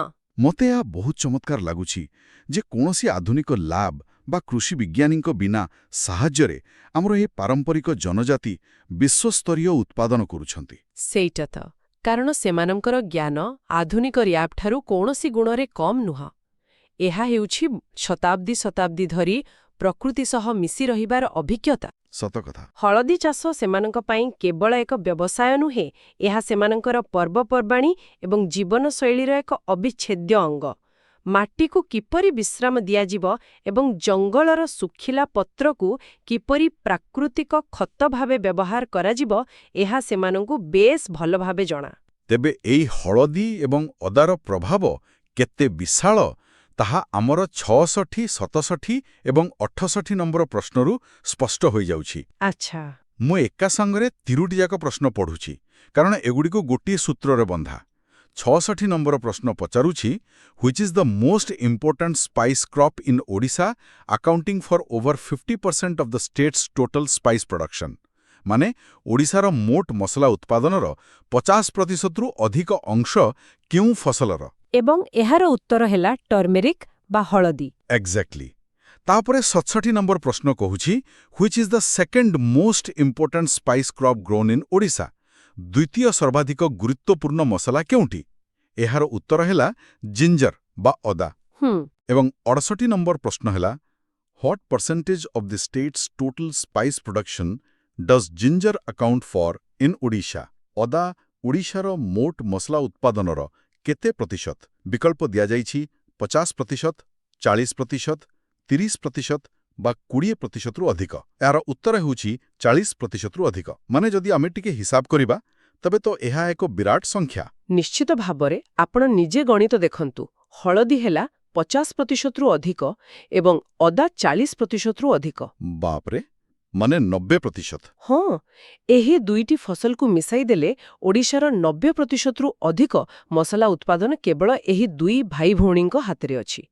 ବାକି ସମସ୍ତ ମସଲା ଯେପରିକି ଲଙ୍କା, ରସୁଣ, ଧନିଆ ଇତ୍ୟାଦି ମିଶିକରି କେବଳ ସେହି 10% ଭିତରେ ସୀମିତ। ଏହା ସତରେ ଆଶ୍ଚର୍ଯ୍ୟଜନକ। ଏହି ପରିସଂଖ୍ୟାନରୁ ସ୍ପଷ୍ଟ ବୁଝାପଡ଼ୁଛି ଯେ ଆମର ପାହାଡ଼ିଆ ଅଞ୍ଚଳଗୁଡ଼ିକ କୃଷି କ୍ଷେତ୍ରରେ କେତେ ମହତ୍ତ୍ୱପୂର୍ଣ୍ଣ ଯୋଗଦାନ ଦେଉଛନ୍ତି। ତାମାନେ ପୁରା ରାଜ୍ୟ ମସଲା ଥାଳିରେ କେବଳ ହଳଦୀ ଆଉ ଅଦାର ହିଁ ରାଜୁତି। କିନ୍ତୁ କେବଳ ଏହି ଦୁଇଟି ନୁହେଁ, ଆମର ରପ୍ତାନି ବଜାରରେ ଅନ୍ୟ ଏକ ବଡ଼ ଖେଳାଳି ମଧ୍ୟ ଅଛି।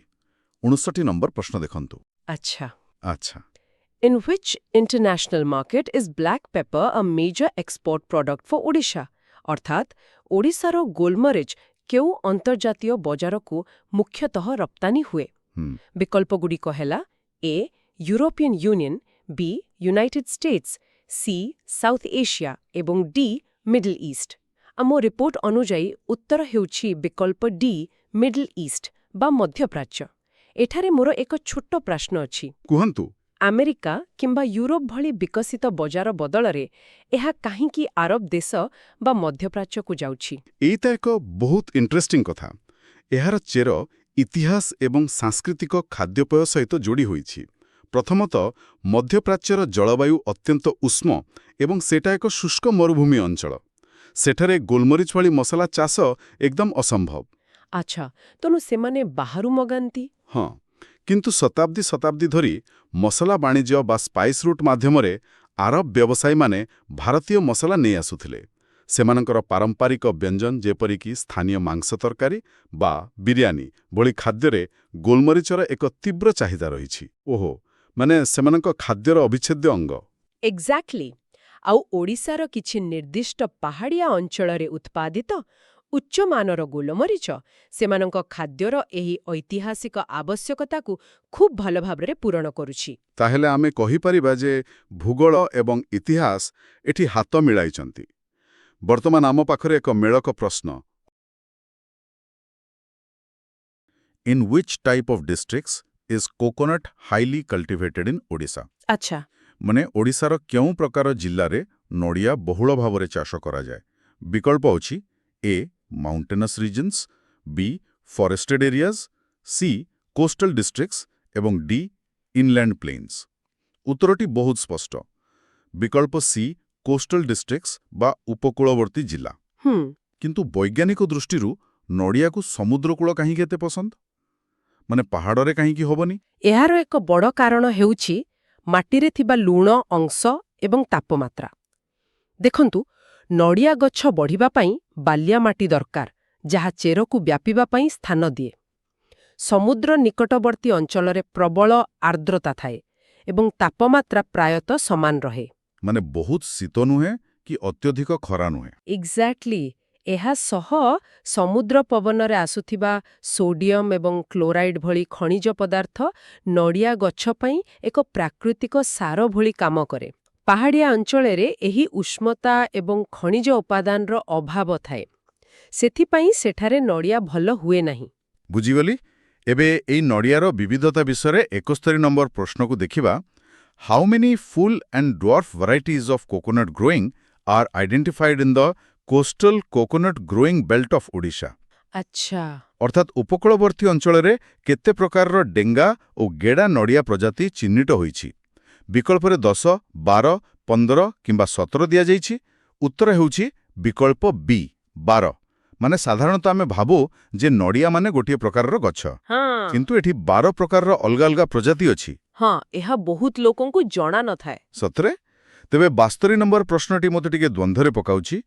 ଇଂରାଜୀ ପ୍ରଶ୍ନ ହେଲା, Where is the Coconut Development Board of Odisha providing various schemes to farmers for coconut plantation? ଅର୍ଥାତ୍ ଚାଷୀମାନଙ୍କୁ ବିଭିନ୍ନ ଯୋଜନା ଯୋଗାଉଥିବା ନଡ଼ିଆ ଉନ୍ନୟନ ବୋର୍ଡ କେଉଁଠାରେ ଅବସ୍ଥିତ? ବିକଳ୍ପରେ ଅଛି A. Bhubaneswar, B. Puri, C. Cuttack, D. Khordha. ଉତ୍ତର ହେଉଛି ବିକଳ୍ପ A. ଭୁବନେଶ୍ୱର। ଆଚ୍ଛା। ମୋର ପ୍ରଶ୍ନ ହେଲା, ଯଦି ନଡ଼ିଆ ଚାଷ କୁରୀ, ଗଞ୍ଜାମ, କେନ୍ଦ୍ରାପଡ଼ା ଭଳି ସମୁଦ୍ରକୂଳିଆ ଅଞ୍ଚଳରେ ହେଉଛି, ତେବେ ଏହି ବୋର୍ଡର ଅଫିସ ଭୁବନେଶ୍ୱରରେ କାହିଁକି? ଏହା କ'ଣ ଚାଷୀମାନଙ୍କଠାରୁ ଦୂରେଇ ରହିଲା ବୋଲି ଲାଗୁନାହିଁ? ମୁଁ ବୁଝିପାରୁଛି ଆପଣ କ'ଣ କହୁଛନ୍ତି। ମାନେ ଯଦି ମୁଁ କେନ୍ଦ୍ରାପଡ଼ାର ଜଣେ ନଡ଼ିଆ ଚାଷୀ ମୋତେ କାହିଁକି ଭୁବନେଶ୍ୱର ଆସିବାକୁ ପଡ଼ିବ? ଦେଖନ୍ତୁ ଆପଣଙ୍କୁ ପ୍ରଶ୍ନ ବହୁତ ଯୁକ୍ତିଯୁକ୍ତ। ଏକ ନିର୍ଦ୍ଦିଷ୍ଟ ଅଞ୍ଚଳର ଚାଷ ପାଇଁ କାର୍ଯ୍ୟାଳୟ ସେହି ଅଞ୍ଚଳରେ ରହିବା ଉଚିତ ବୋଲି ମନେ ହୁଏ। କିନ୍ତୁ କ'ଣ କି ନଡ଼ିଆ ଉନ୍ନୟନ ବୋର୍ଡର ମୁଖ୍ୟ କାମ କେବଳ ଚାଷ କରିବା ନୁହେଁ। ଏହାର କାମ ହେଉଛି ଜାତୀୟ ସ୍ତରର ଅନୁଦାନ ଆଣିବା, ଆନ୍ତର୍ଜାତୀୟ କୃଷି ଗବେଷଣାଗାର ସହ ଯୋଗାଯୋଗ ରଖିବା ଏବଂ ସରକାରୀ ନୀତି ପ୍ରସ୍ତୁତ କରିବା। ଆଚ୍ଛା, ମାନେ ସବୁ ବଡ଼ ବଡ଼ ଅଫିସିଆଲ କାମ? ଏକ୍ଜାକ୍ଟଲି। ରାଜଧାନୀ ଭୁବନେଶ୍ୱରରେ ସଚିବାଳୟ, କୃଷି ବିଶ୍ୱବିଦ୍ୟାଳୟ ବା OUAT ଏବଂ ଅନ୍ୟାନ୍ୟ ମୁଖ୍ୟ ବିଭାଗଗୁଡ଼ିକ ଥିବାରୁ ଏକ ଇଣ୍ଟର ଡିପାର୍ଟମେଣ୍ଟାଲ ସମନ୍ୱୟ ରକ୍ଷା କରିବା ସହଜ ହୁଏ। ବାକି ଚାଷୀମାନଙ୍କ ପାଇଁ ଜିଲ୍ଲା ଏବଂ ବ୍ଲକ ସ୍ତରରେ ଏହାର କ୍ଷେତ୍ରୀୟ ଅଧିକାରୀମାନେ ନିଯୁକ୍ତ ଥାନ୍ତି, ତେଣୁ ଚାଷୀଙ୍କୁ ବାରମ୍ବାର ଭୁବନେଶ୍ୱର ଆସିବାକୁ ପଡ଼େନି। ବୁଝିଲି।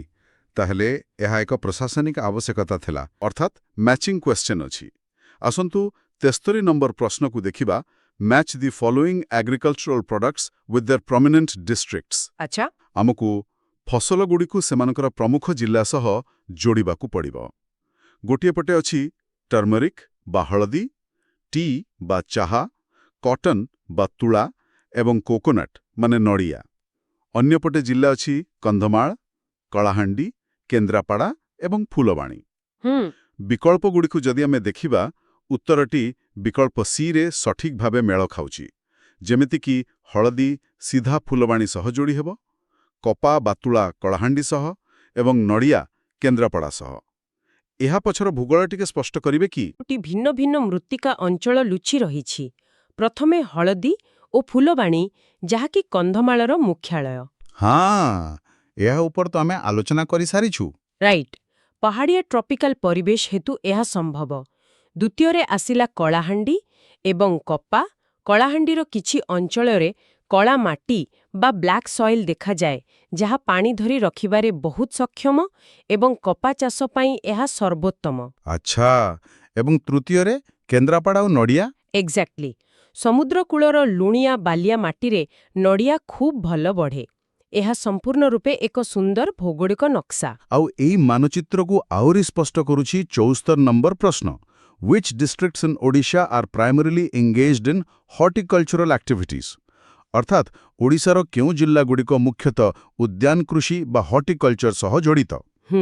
ବିକଳ୍ପରେ କଟକ ଓ ଜଗତସିଂହପୁର, ଗଜପତି କନ୍ଧମାଳ କେନ୍ଦୁଝର, ଭୁବନେଶ୍ୱର ଓ ରାଉରକେଲା କିମ୍ବା ସମ୍ବଲପୁର ଓ ବରଗଡ଼ ରହିଛି। ଆମ ସୂତ୍ର ଅନୁଯାୟୀ ସଠିକ୍ ଉତ୍ତର ହେଉଛି ବିକଳ୍ପ ବି, ଗଜପତି କନ୍ଧମାଳ ଏବଂ କେଉଁଝର। ମୁଁ ଭାବୁଛି ଏଠି ବି ପାହାଡ଼ର ଏକ ବଡ଼ ଭୂମିକା ରହିଛି ନା? ସମ୍ପୂର୍ଣ୍ଣ ସତ।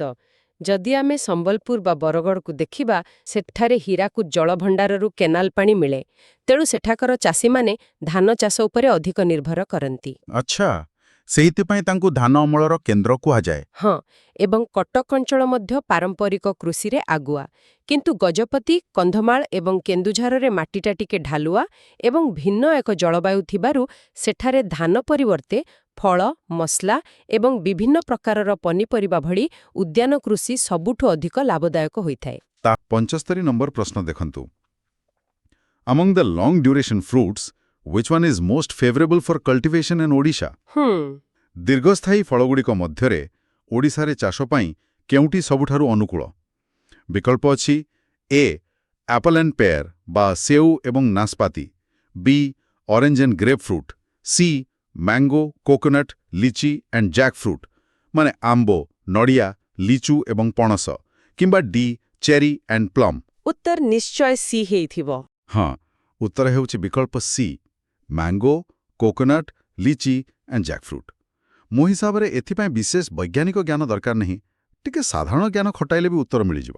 କାରଣ ସେଓ ବା ଚେରି ଆମର ଗରମ ପାଣିପାଗରେ ଆଦୌ ତିଷ୍ଠିବେ ନାହିଁ। ଆପଣ ଏକଦମ ଠିକ୍ ଧରିଛନ୍ତି। ତାପମାତ୍ରା ଏଠାରେ ମୁଖ୍ୟ କାରକ। କିନ୍ତୁ ଆଉ ଗୋଟିଏ ଫଳ ଅଛି ଯାହା ଆମ ରାଜ୍ୟରେ ଏକ ସ୍ୱତନ୍ତ୍ର ସ୍ଥାନ ଅଧିକାର କରିଛି। ଆପଣ ନିଶ୍ଚୟ କଦଳୀ କଥା କହୁଛନ୍ତି ନା? ହଁ। ଆମର 76 ନମ୍ବର ପ୍ରଶ୍ନ ବି ସେଇଆ।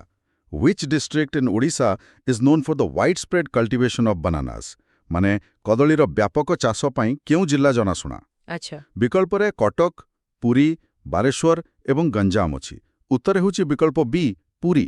ଓଡ଼ିଶାର ପ୍ରାୟ ସମସ୍ତଙ୍କ ବାଡ଼ିରେ କଦଳୀ ଗଛ ଥାଏ, କିନ୍ତୁ ବ୍ୟାବସାୟିକ ସ୍ତରରେ ପୁରୀ ଜିଲ୍ଲା କାହିଁକି ଆଗରେ?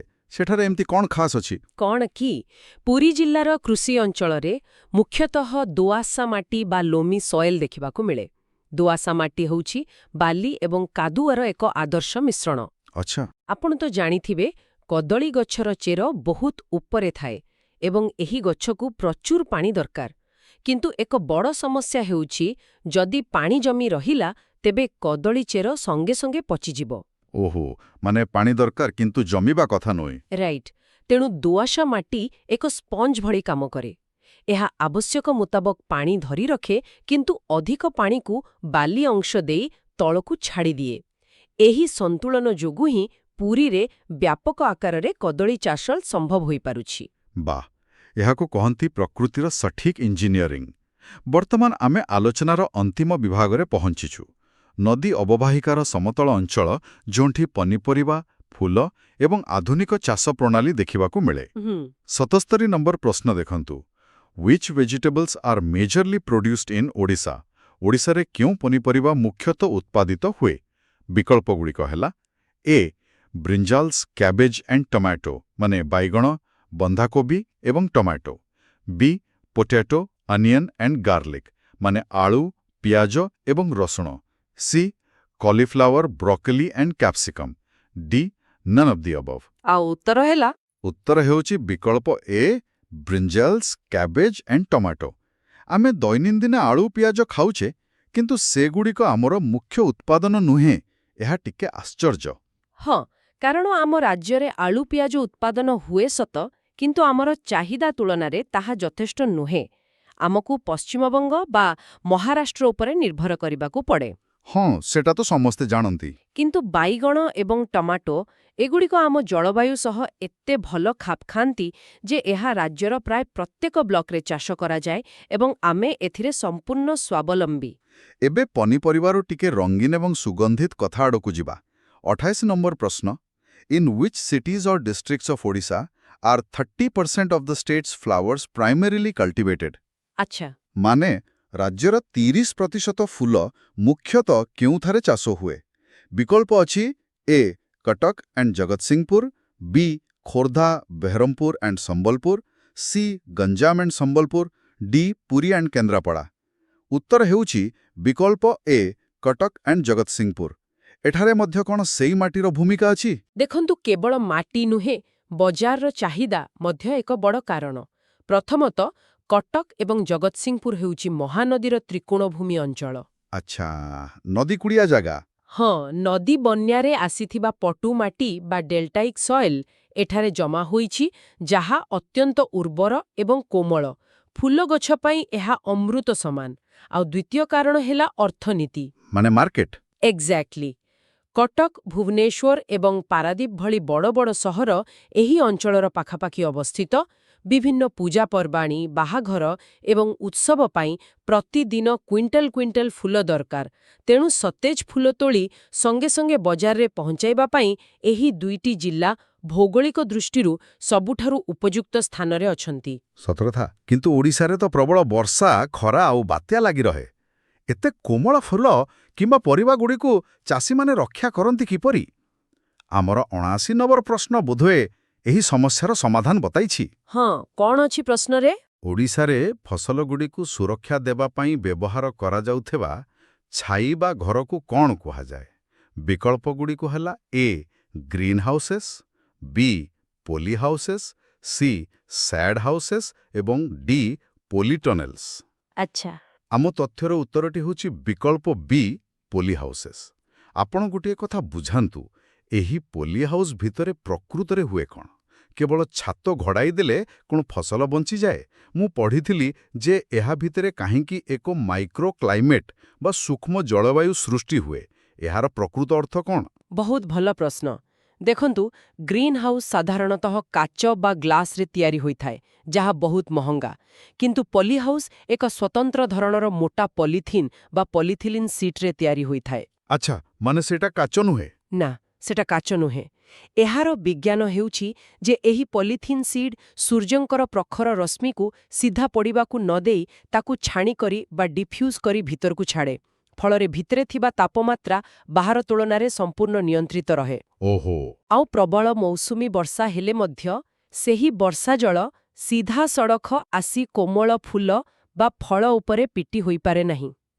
ଭିତରର ଏହି ସୁରକ୍ଷିତ ତାପମାତ୍ରା ଓ ଆର୍ଦ୍ରତାକୁ ହିଁ ମାଇକ୍ରୋକ୍ଲାଇମେଟ୍ କୁହାଯାଏ। ଏହା ଶସ୍ତା ଏବଂ ପ୍ରାକୃତିକ ବିପର୍ଯ୍ୟୟ ପ୍ରବଣ ଓଡ଼ିଶା ପାଇଁ ସତରେ ଏକ ବରଦାନ। ବାଃ, ଏହା ସତରେ ଏକ ଚମତ୍କାର ଜ୍ଞାନକୌଶଳ। ଏବେ ଆସିବା ଆଜିର ଶେଷ ଏବଂ ମୋର ସବୁଠାରୁ ପ୍ରିୟ ପ୍ରଶ୍ନକୁ, ଯାହା ବିଷୟରେ ଆମେ ପ୍ରାରମ୍ଭରେ ଟିକେ ସୂଚନା ଦେଇଥିଲୁ। ହଁ, ସେଇ କିଆ ଫୁଲ କଥା ତ? ହଁ, 80 ନମ୍ବର ପ୍ରଶ୍ନ। In which district of Odisha is the cultivation of kewra flowers primarily done? ଓଡ଼ିଶାର କେଉଁ ଜିଲ୍ଲାରେ କିଆ ଫୁଲ ବା କେଉରାର ବ୍ୟାପକ ଚାଷ କରାଯାଏ?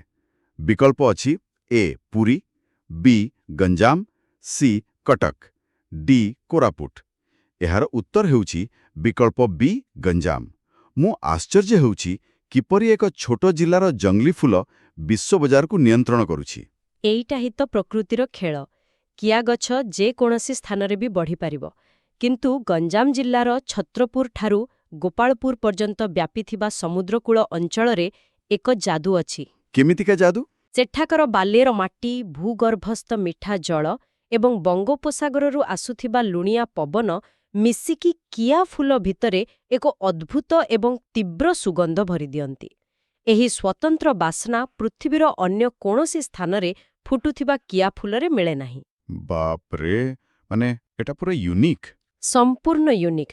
ତେଣୁ ଆନ୍ତର୍ଜାତୀୟ ଅତରିଂ ଇଣ୍ଡଷ୍ଟ୍ରି, ଫ୍ଲେଭରିଂ କମ୍ପାନୀ ଏବଂ ଏପରିକି ପାନ ମସଲା ଉଦ୍ୟୋଗଗୁଡ଼ିକ ମଧ୍ୟ ଗଞ୍ଜାମର କିଆ ଅତର ଉପରେ ସମ୍ପୂର୍ଣ୍ଣ ନିର୍ଭରଶୀଳ।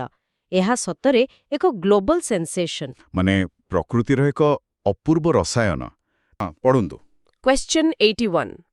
Which city in Odisha is known for having a significant number of people engaged in the floral business? A. Bhubaneswar, B. Puri, C. Cuttack, D. Rourkela. ଏହି ପ୍ରଶ୍ନଟି ଦେଖିଲେ ମୋର ପ୍ରଥମ ଅନୁମାନ ହେଉଛି ବିକଳ୍ପ ବି ପୁରୀ। ଓହୋ, ପୁରୀ କାହିଁକି ଭଲା? କାରଣ ଆପଣ ଜାଣିଛନ୍ତି, ଶ୍ରୀ ଜଗନ୍ନାଥ ମନ୍ଦିର ଯୋଗୁଁ ସେଠାରେ ପ୍ରତିଦିନ କ୍ୱିଣ୍ଟାଲ କ୍ୱିଣ୍ଟାଲ ଫୁଲର ଆବଶ୍ୟକତା ପଡ଼େ। ମୋତେ ଲାଗୁଛି ଏଇଟା ଏକ ଟ୍ରିକ୍ ପ୍ରଶ୍ନ। ହଁ, ମାନେ ଆପଣ ଯେଉଁ ଅନୁମାନ ଲଗାଇଲେ ଅଧିକାଂଶ ଲୋକ ସେଇଆ ହିଁ ଭାବିବେ। କିନ୍ତୁ ଏହାର ପ୍ରକୃତ ଉତ୍ତର ହେଉଛି ଅପସନ୍ ସି, କଟକ। ଆଚ୍ଛା, Cuttack.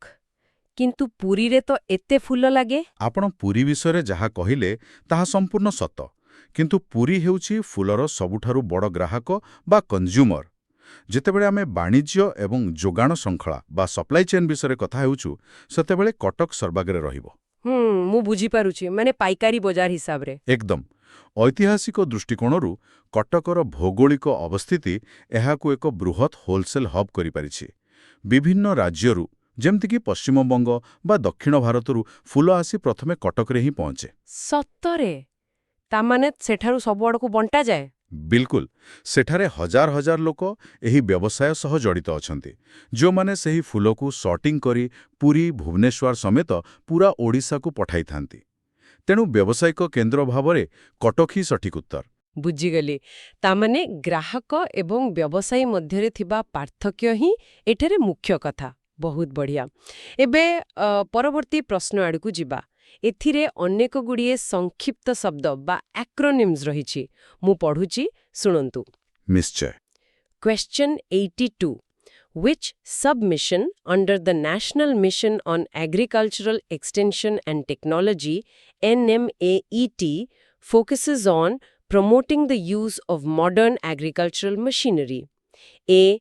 Submission on Agricultural Mechanization (SMAM). B. Submission on Agricultural Extension (SMAE). C. Submission on Seed and Planting Material (SMSP). D. Submission on Plant Protection and Plant Quarantine (SMPP). ସତ କହିବାକୁ ଗଲେ ଏତେଗୁଡ଼ିଏ ସବମିଶନ ଦେଖି ମୋ ମୁଣ୍ଡ ଘୁରାଇ ଦେଉଛି। ଏହା ପ୍ରକୃତରେ କିପରି କାମ କରେ? ଏଥିରେ ଦ୍ୱନ୍ଦ୍ୱରେ ପଡ଼ିବାର କିଛି ନାହିଁ। ଆମେ ପ୍ରଶ୍ନରୁ ହିଁ ଉତ୍ତର ପାଇପାରିବା। ଦେଖନ୍ତୁ, ଆଧୁନିକ କୃଷି ଯନ୍ତ୍ରପାତି ବା ମେସିନରୀ ବିଷୟରେ ପଚରାଯାଇଛି, ତେଣୁ ଯାନ୍ତ୍ରିକୀକରଣ ବା ମେକାନାଇଜେସନ୍ ଥିବା ବିକଳ୍ପଟି ହିଁ ସଠିକ୍ ହେବ। ଆଚ୍ଛା, ମାନେ ଅପସନ୍ ଏ SMAM। एकदम ऑप्शन ए ହେଉଛି ଆମର ଉତ୍ତର ସବମିଶନ ଅନ୍ ଏଗ୍ରିକଲଚର ମେକାନାଇଜେସନ। କିନ୍ତୁ ଏହାର ପଛରେ ଥିବା କାରଣ ବହୁତ ଗଭୀର। ଟିକେ ଭାବି ଦେଖନ୍ତୁ, ଓଡ଼ିଶାରେ ଅଧିକାଂଶ ଚାଷୀ ହେଉଛନ୍ତି କ୍ଷୁଦ୍ର କିମ୍ବା ନାମମାତ୍ର ଚାଷୀ। ସେମାନଙ୍କ ପାଖରେ ମାତ୍ର 1 ବା 2 ଏକର ଜମି ଥାଏ। ହଁ, ସେମାନେ ତ ଏତେ ପଇସା ଖର୍ଚ୍ଚ କରିପାରିବେ ନାହିଁ। ବିଲକୁଲ, ସେମାନଙ୍କ ପାଇଁ ଲକ୍ଷ ଲକ୍ଷ ଟଙ୍କା ଦେଇ ଗୋଟେ ଟ୍ରାକ୍ଟର କିମ୍ବା ହାର୍ଭେଷ୍ଟର କିଣିବା ସମ୍ପୂର୍ଣ୍ଣ ଅସମ୍ଭବ। ଏହି ସମସ୍ୟାକୁ ଦୂର କରିବା ପାଇଁ SMAM ଏକ ବ୍ରିଜ ବା ପୋଲ ଭଳି କାମ କରେ। ମାନେ ସେମାନଙ୍କୁ ଭଡ଼ାରେ ଦିଆଯାଏ କି? ହଁ, ଏହି ମିଶନ ସିଧାସଳଖ ଆର୍ଥିକ ସହାୟତା ବା ସବସିଡି ପ୍ରଦାନ କରେ, ଯାହାଦ୍ୱାରା ଜଣେ ସାଧାରଣ ଚାଷୀ ମଧ୍ୟ ଆଧୁନିକ ଯନ୍ତ୍ରପାତି ଭଡ଼ାରେ ନେଇପାରିବେ କିମ୍ବା କିଣିପାରିବେ। ମାନେ ଭାବନ୍ତୁ, ଆପଣ ଜଣେ ମେକାନିକକୁ କେବଳ ଗାଡ଼ି ମରାମତି ବହି ଦେଇଦେଲେ ସେ ଗାଡ଼ି ଠିକ୍ କରିପାରିବ କି? ନା ନା, ତାକୁ ତ ରେଞ୍ଜ ବା ହାତିଆର ବି ଦେବାକୁ ପଡ଼ିବ। ଏକ୍ଜାକ୍ଟଲି ସେଇଆ। ଅନ୍ୟ ମିଶନଗୁଡ଼ିକ ଯେମିତିକି SMAI ଚାଷୀଙ୍କୁ କେବଳ ତାଲିମ ଦିଅନ୍ତି, କିନ୍ତୁ SMAM ସେମାନଙ୍କ ହାତରେ ସେହି ପ୍ରକୃତ ହାତିଆର ଧରାଇଥାଏ। କି ଚମତ୍କାର ଉଦାହରଣ ଦେଲେ ଆପଣ। ହାତିଆର ବିନା ତାଲିମ ସତରେ ମୂଲ୍ୟହୀନ।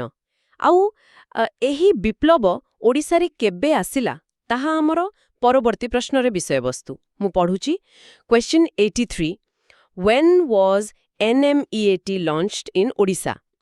A 2015-16, B 2016-17, C 2017-18, D 2014-15। ମୋତେ ଲାଗୁଛି ଏହି ପ୍ରଶ୍ନ ପାଇଁ କେବଳ ସଠିକ୍ ବର୍ଷଟି ଜାଣିବା ଯଥେଷ୍ଟ ନୁହେଁ। ହଁ, ଆପଣ ଠିକ୍ କହୁଛନ୍ତି। ବର୍ଷଟି ଜାଣିବା ସହ ତାର ପୃଷ୍ଠଭୂମି ବି ବୁଝିବା ଦରକାର। ମାନେ ମୋର କହିବାର ଅର୍ଥ ହେଲା, ସେଇ ନିର୍ଦ୍ଦିଷ୍ଟ ବର୍ଷରେ ନିଶ୍ଚୟ ଏମିତି କିଛି ବଡ଼ ପରିବର୍ତ୍ତନ ହୋଇଥିବ ଯେଉଁଥିପାଇଁ ଏହାକୁ ଲାଗୁ କରିବା ଅନିବାର୍ଯ୍ୟ ହୋଇପଡ଼ିଥିଲା, ଠିକ୍ ନା? ଆପଣ ବିଲକୁଲ ଠିକ୍ ଧରିଛନ୍ତି। ବିନା ଦ୍ୱିଧାରେ ଏହାର ଉତ୍ତର ହେଉଛି ଅପସନ୍ ବି 2016-17। କିନ୍ତୁ ପ୍ରଶ୍ନ ହେଉଛି କାହିଁକି ଏହି ବର୍ଷ? ଦେଖନ୍ତୁ, 2016-17 ବେଳକୁ ପାରମ୍ପରିକ ଚାଷ ପ୍ରଣାଳୀ ଆଉ ଲାଭଦାୟକ ହୋଇ ରହିନଥିଲା। କାହିଁକି? ଶ୍ରମିକ ସମସ୍ୟା ଦେଖାଦେଲା କି? ଏକଦମ। ଗୋଟିଏ ପଟେ ଶ୍ରମିକମାନଙ୍କର ଘୋର ଅଭାବ ଦେଖାଦେଲାଣି, କାରଣ ଲୋକେ ଗାଁ ଛାଡ଼ି ସହରକୁ କାମ କରିବାକୁ ପଳାଉଥିଲେ। ଆଉ ଅନ୍ୟପଟେ ଉତ୍ପାଦନ ଖର୍ଚ୍ଚ ଆକାଶଛୁଆଁ ହେଉଥିଲା। ଆଚ୍ଛା, ସେଥିପାଇଁ ମେସିନ୍ ଦରକାର ପଡ଼ିଲା। ହଁ, ସରକାର ଅନୁଭବ କଲେ ଯେ ଯଦି ତୁରନ୍ତ ଟେକ୍ନୋଲୋଜି ଏବଂ ଯନ୍ତ୍ରପାତିକୁ ସିଧାସଳଖ ବିଲରେ ନ ପହଞ୍ଚାଯାଏ, ତେବେ କୃଷିକ୍ଷେତ୍ର ପୁରା ଭୁଷୁଡ଼ି ପଡ଼ିବ। ତେଣୁ କୃଷି ସମ୍ପ୍ରସାରଣକୁ ସମ୍ପୂର୍ଣ୍ଣ ରୂପେ ଏକାଠି କରିବା ପାଇଁ 2016-17ରେ ଏହି ବ୍ୟାପକ ମିଶନ ଆରମ୍ଭ କରାଯାଇଥିଲା। ଏହାକୁ କୁହନ୍ତି ପ୍ରକୃତ ବିଶ୍ଳେଷଣ। ଏବେ ଆମେ ବୁଝିଗଲ ଯେ ଚାଷୀମାନଙ୍କ ହାତରେ ଆଧୁନିକ ଯନ୍ତ୍ରପାତି ଆସିଗଲାଣି। ତାହେଲେ ଏହାର ପରବର୍ତ୍ତୀ ଲଜିକାଲ ଷ୍ଟେପ୍ କ'ଣ ହେବ? ଯନ୍ତ୍ର ତ ମିଳିଗଲା, କିନ୍ତୁ ସେଥିରେ କ'ଣ ଚାଷ ହେବ ତାହା ବି ଗୁରୁତ୍ୱପୂର୍ଣ୍ଣ। ଏକଦମ। ବିଲରେ ଆମେ କ'ଣ ଲଗାଇବା ଯେଉଁଥିରୁ ପ୍ରକୃତ ଲାଭ ମିଳିବ? ଏହା ଆମକୁ ନେଇଯାଉଛି ଦ୍ୱିତୀୟ ବିଭାଗକୁ, ଯେଉଁଠାରେ ଆମେ ତୈଳବୀଜ ଏବଂ ସ୍ଥାୟୀ କୃଷି ବିଷୟରେ ଆଲୋଚନା କରିବା। ପ୍ରଶ୍ନଟି ହେଲା question 84 Since which year has the mini mission 1 on oil seeds been implemented in Odisha? A 2010-11, B 2012-13, C 2014-15, D 2016-17। ଏହି ଯୋଜନାଟି ବହୁତ ଆଗରୁ ଆସିଥିଲା, ମାନେ 2010-11 ମସିହାରୁ। ତେଣୁ ଅପସନ୍ ଏ ହେଉଛି ସଠିକ୍।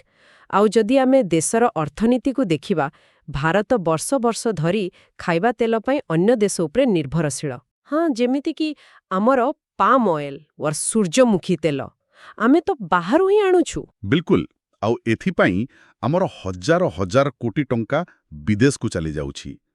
ଏହି ଅର୍ଥନୈତିକ ଚାପକୁ କମାଇବା ପାଇଁ ଏବଂ ନିଜ ରାଜ୍ୟରେ ତୈଳବୀଜ ଉତ୍ପାଦନ ବଢ଼ାଇବା ପାଇଁ 2010-11ରେ ଏହି ମିନି ମିଶନ 1ର ପରିକଳ୍ପନା କରାଯାଇଥିଲା। ଆଚ୍ଛା, ଏହି ମିଶନର ବ୍ୟାପକତା କେତେ ତାହା ଆମର 85 ନମ୍ବର ପ୍ରଶ୍ନରୁ ସ୍ପଷ୍ଟ ହୋଇଯିବ। ମୁଁ ପଢ଼ୁଛି question 85 How many national missions on oil seeds and oil palm NMOOP are implemented in Odisha? A 1, B 2, C 3, D 4। ମୋର ଗୋଟେ ପ୍ରଶ୍ନ ଅଛି ଏଠି। କ'ଣ ସରକାର ଗୋଟେ ସାଧାରଣ ନିୟମ କରି ସବୁ ପ୍ରକାର ତୈଳବୀଜ ଚାଷକୁ ପରିଚାଳନା କରୁଛନ୍ତି? ଆଦୌ ନୁହେଁ। ମାନେ ଆପଣ ଭାବନ୍ତୁ ନାହିଁ ଯେ ସବୁଗୁଡ଼ା ଗୋଟିଏ ନିୟମରେ ଚାଲିବ। ଏହା ଏକ ବିରାଟ ଯୋଜନା ଏବଂ ଏହାର ଉତ୍ତର ହେଉଛି ଅପସନ୍ ଡି, ଅର୍ଥାତ୍ ଏହାକୁ 4ଟି ମିନି ମିଶନରେ ବିଭକ୍ତ କରାଯାଇଛି। ଓହୋ, 4ଟି ଭାଗରେ? ହଁ, ଆପଣ ଗୋଟିଏ ନିୟମରେ ଚିନାବାଦାମ ଏବଂ ତାରଗଛ ବା ଅଏଲ୍ ପମ୍ପ ଚାଷ କରିପାରିବେ କି? ନା, ସେ ଦୁଇଟି ତ ସମ୍ପୂର୍ଣ୍ଣ ଅଲଗା ପ୍ରକାରର। ଏକଦମ। ପ୍ରତ୍ୟେକର ଆବଶ୍ୟକତା ଭିନ୍ନ ଥାଏ। ସେଥିପାଇଁ ସାଧାରଣ ତୈଳବୀଜ ପାଇଁ ଗୋଟିଏ, ପାମ୍ ଅଏଲ୍ ପାଇଁ ଅନ୍ୟ ଏକ ଏବଂ ଗଛରୁ ମିଳୁଥିବା ଅନ୍ୟାନ୍ୟ ତୈଳବୀଜ ବା ଟିଭିଓସ୍ ପାଇଁ ସ୍ୱତନ୍ତ୍ର ବିଭାଗ କରାଯାଇଛି। ବାଃ, ଏହା ଏକ ସମ୍ପୂର୍ଣ୍ଣ ସାମଗ୍ରିକ ବ୍ୟବସ୍ଥା ତାହେଲେ। ତେବେ ଏହି 4ଟି ଭିତର ପ୍ରଥମ ମିଶନର ମୂଳ ଲକ୍ଷ୍ୟ କ'ଣ? ତାହା ପରବର୍ତ୍ତୀ ପ୍ରଶ୍ନରେ ଅଛି। Question 86. What is the primary objective of Mini Mission 1 on oilseeds in Odisha? A. Enhancing rice production. B. Developing jute cultivation. C. Promoting oilseed crop cultivation. D. Improving wheat production. ଏଠାରେ ଆମେ ତ ସହଜରେ ବିକଳ୍ପ ସି କୁ ବାଛିପାରିବା, ପ୍ରୋମୋଟିଂ oil seed crop cultivation ବା ତୈଳବୀଜ ଚାଷକୁ ପ୍ରୋତ୍ସାହିତ କରିବା। ହଁ, ଏହା ତ ସିଧା ସଡ଼କ ଉତ୍ତର। କିନ୍ତୁ ମୋର ପ୍ରଶ୍ନ ହେଉଛି, ଚାଷୀମାନେ ତ ଯୁଗ ଯୁଗ ଧରି ଧାନ ଚାଷ କରୁଛନ୍ତି, ସେମାନଙ୍କୁ ହଠାତ୍ ସୋରିଷ ବା ଚିନାବାଦାମ ଚାଷ କରିବାକୁ କାହିଁକି କୁହାଯାଉଛି? ଏହା ଏକ ଚମତ୍କାର ପ୍ରଶ୍ନ। ଦେଖନ୍ତୁ, ଧାନ ବା ଗହମ ହେଉଛି ଆମର ଖାଦ୍ୟ ନିରାପତ୍ତା ବା ଫୁଡ୍ ସିକ୍ୟୁରିଟି। ଏହା ଆମକୁ ଭୋକରୁ ରକ୍ଷା କରେ। ପେଟ ପାଇଁ ତ ଧାନ ଦରକାର। କିନ୍ତୁ ଯେତେବେଳେ ଆମେ ଚାଷୀର ଆର୍ଥିକ ନିରାପତ୍ତା କଥା ଚିନ୍ତା କରୁଛୁ, ସେତେବେଳେ କେବଳ ଧାନ ଚାଷ କଲେ ଚଳିବ ନାହିଁ। ତୈଳବୀଜ ହେଉଛି ଏକ ଅର୍ଥକାରୀ ଫସଲ ବା କ୍ୟାଶ୍ କ୍ରପ୍। ଆଚ୍ଛା, ମାନେ ଯେଉଁଥିରୁ ଭଲ ପଇସା ମିଳିବ। ବିଲକୁଲ। ବଜାରରେ ଏହାର ଚାହିଦା ବହୁତ ଅଧିକ ଏବଂ ମୂଲ୍ୟ ମଧ୍ୟ ଭଲ ମିଳେ। ଯଦି ଜଣେ ଚାଷୀ ନିଜ ଜମିର ଗୋଟିଏ ଅଂଶରେ ଚିନାବାଦାମ ବା ସୋରିଷ ଚାଷ କରେ, ତେବେ ତାର ନଗଦ ରୋଜଗାର ଢେର ବଢ଼ିଯାଏ। ତେଣୁ ମିନି ମିଶନ 1ର ପ୍ରକୃତ ଉଦ୍ଦେଶ୍ୟ ହେଉଛି ଚାଷୀର ପକେଟକୁ ମଜବୁତ କରିବା। ବାଃ, ଖାଦ୍ୟ ନିରାପତ୍ତା ବନାମ ଆର୍ଥିକ ନିରାପତ୍ତା, ବହୁତ ସୁନ୍ଦର ବିଚାର। କିନ୍ତୁ ଏହି ଲକ୍ଷ୍ୟ ହାସଲ କରିବାକୁ ହେଲେ କେବଳ ଫସଲ ବଦଳାଇଲେ ହବାନି, ବରଂ ପରିବେଶ ଏବଂ ପାଣିପାଗକୁ ମଧ୍ୟ ଧ୍ୟାନରେ ରଖିବାକୁ ପଡ଼ିବ। ଏହିଠାରୁ ଆସୁଛି ଆମର ପରବର୍ତ୍ତୀ ପ୍ରଶ୍ନ। Question 77. When was the National Mission for Sustainable Agriculture NMSA launched in Odisha? A. 2013-14, B. 2014-15, C. 2015-16, D. 2016-17. ଏହି ମିଶନ 2014-15 ମସିହାରେ ଆରମ୍ଭ ହୋଇଥିଲା, ଅର୍ଥାତ୍ ଅପସନ୍ ବି। ସେହି ସମୟରେ ଏମିତି କ'ଣ ଦରକାର ପଡ଼ିଲା? 2014-15 ସମୟରେ ଜଳବାୟୁ ପରିବର୍ତ୍ତନର ପ୍ରଭାବ ଆମ ରାଜ୍ୟରେ ଖୁବ୍ ସ୍ପଷ୍ଟ ହେବାକୁ ଲାଗିଥିଲା। ଆପଣ ଦେଖିଥିବେ, କେତେବେଳେ ପ୍ରବଳ ବର୍ଷା ତ କେତେବେଳେ ଭୟଙ୍କର ମରୁଡ଼ି। ହଁ, ପାଗର କୌଣସି ଠିକଣା ନଥିଲା। ଏକଦମ। ଏଭଳି ଅନିଶ୍ଚିତ ପାଣିପାଗରେ କୃଷିକୁ କିପରି ସୁରକ୍ଷିତ ଏବଂ ଦୀର୍ଘସ୍ଥାୟୀ ରଖାଯାଇପାରିବ, ସେହି ବାଧ୍ୟତାମୂଳକ ପରିସ୍ଥିତିରୁ ହିଁ NMSAର ଜନ୍ମ। ଏହି ସ୍ଥାୟୀ କୃଷି ବା ସଷ୍ଟେନେବଲ୍ ଆଗ୍ରିକଲଚର ବିଷୟରେ ଆଲୋଚନା କଲାବେଳେ ମୋ ମନରେ ସବୁବେଳେ ଗୋଟିଏ ଧାରଣା ଆସେ ଯେ ଏହାର ଅର୍ଥ ହେଉଛି କେବଳ ରାସାୟନିକ ସାରର କମ୍ ବ୍ୟବହାର କରିବା ଆଉ ମାଟିର ଯତ୍ନ ନେବା। ଆମ 88 ନମ୍ବର ପ୍ରଶ୍ନ ମଧ୍ୟ ଏହି ଦ୍ୱନ୍ଦ୍ୱକୁ ଉପସ୍ଥାପନ କରୁଛି। ଶୁଣନ୍ତୁ, Question 88. What is the main objective of the NMSA in Odisha? A. To improve soil health. B. To conserve water. C. To develop rain-fed areas. D. All of the above. ମୁଁ ତ ପ୍ରଥମେ ଭାବୁଥିଲି ଏହାର ଉତ୍ତର କେବଳ ଅପସନ୍ ଏ ହେବ। କ'ଣ ମୋ ଚିନ୍ତାଧାରା ଭୁଲ ଥିଲା? ଏହା ଏକ ବହୁତ ସାଧାରଣ ଭ୍ରମ, କିନ୍ତୁ ଆପଣଙ୍କୁ ଆଶ୍ଚର୍ଯ୍ୟ ଲାଗିଲେ ବି ସତ ଯେ ଏହାର ଉତ୍ତର ହେଉଛି option D, all of the above ବା ଉପରୋକ୍ତ ସମସ୍ତ ବିକଳ୍ପ। ସତରେ? ଜଳ ସଂରକ୍ଷଣ ବି ଏଥିରେ ଅଛି? ହଁ, ଏହାକୁ ଆମେ ଏକ ମଣିଷ ଶରୀର ସହ ତୁଳନା କରି ବୁଝିପାରିବା। ସ୍ଥାୟୀ କୃଷି ବ୍ୟବସ୍ଥାରେ ମାଟି ହେଉଛି ଆମର ପାକସ୍ଥଳୀ ଭଳି, ଯାହା ଖାଦ୍ୟ ଗ୍ରହଣ କରେ। ପାଣି ହେଉଛି ରକ୍ତ ଭଳି, ଯାହା ସାରା ଶରୀରରେ ପ୍ରବାହିତ ହୁଏ।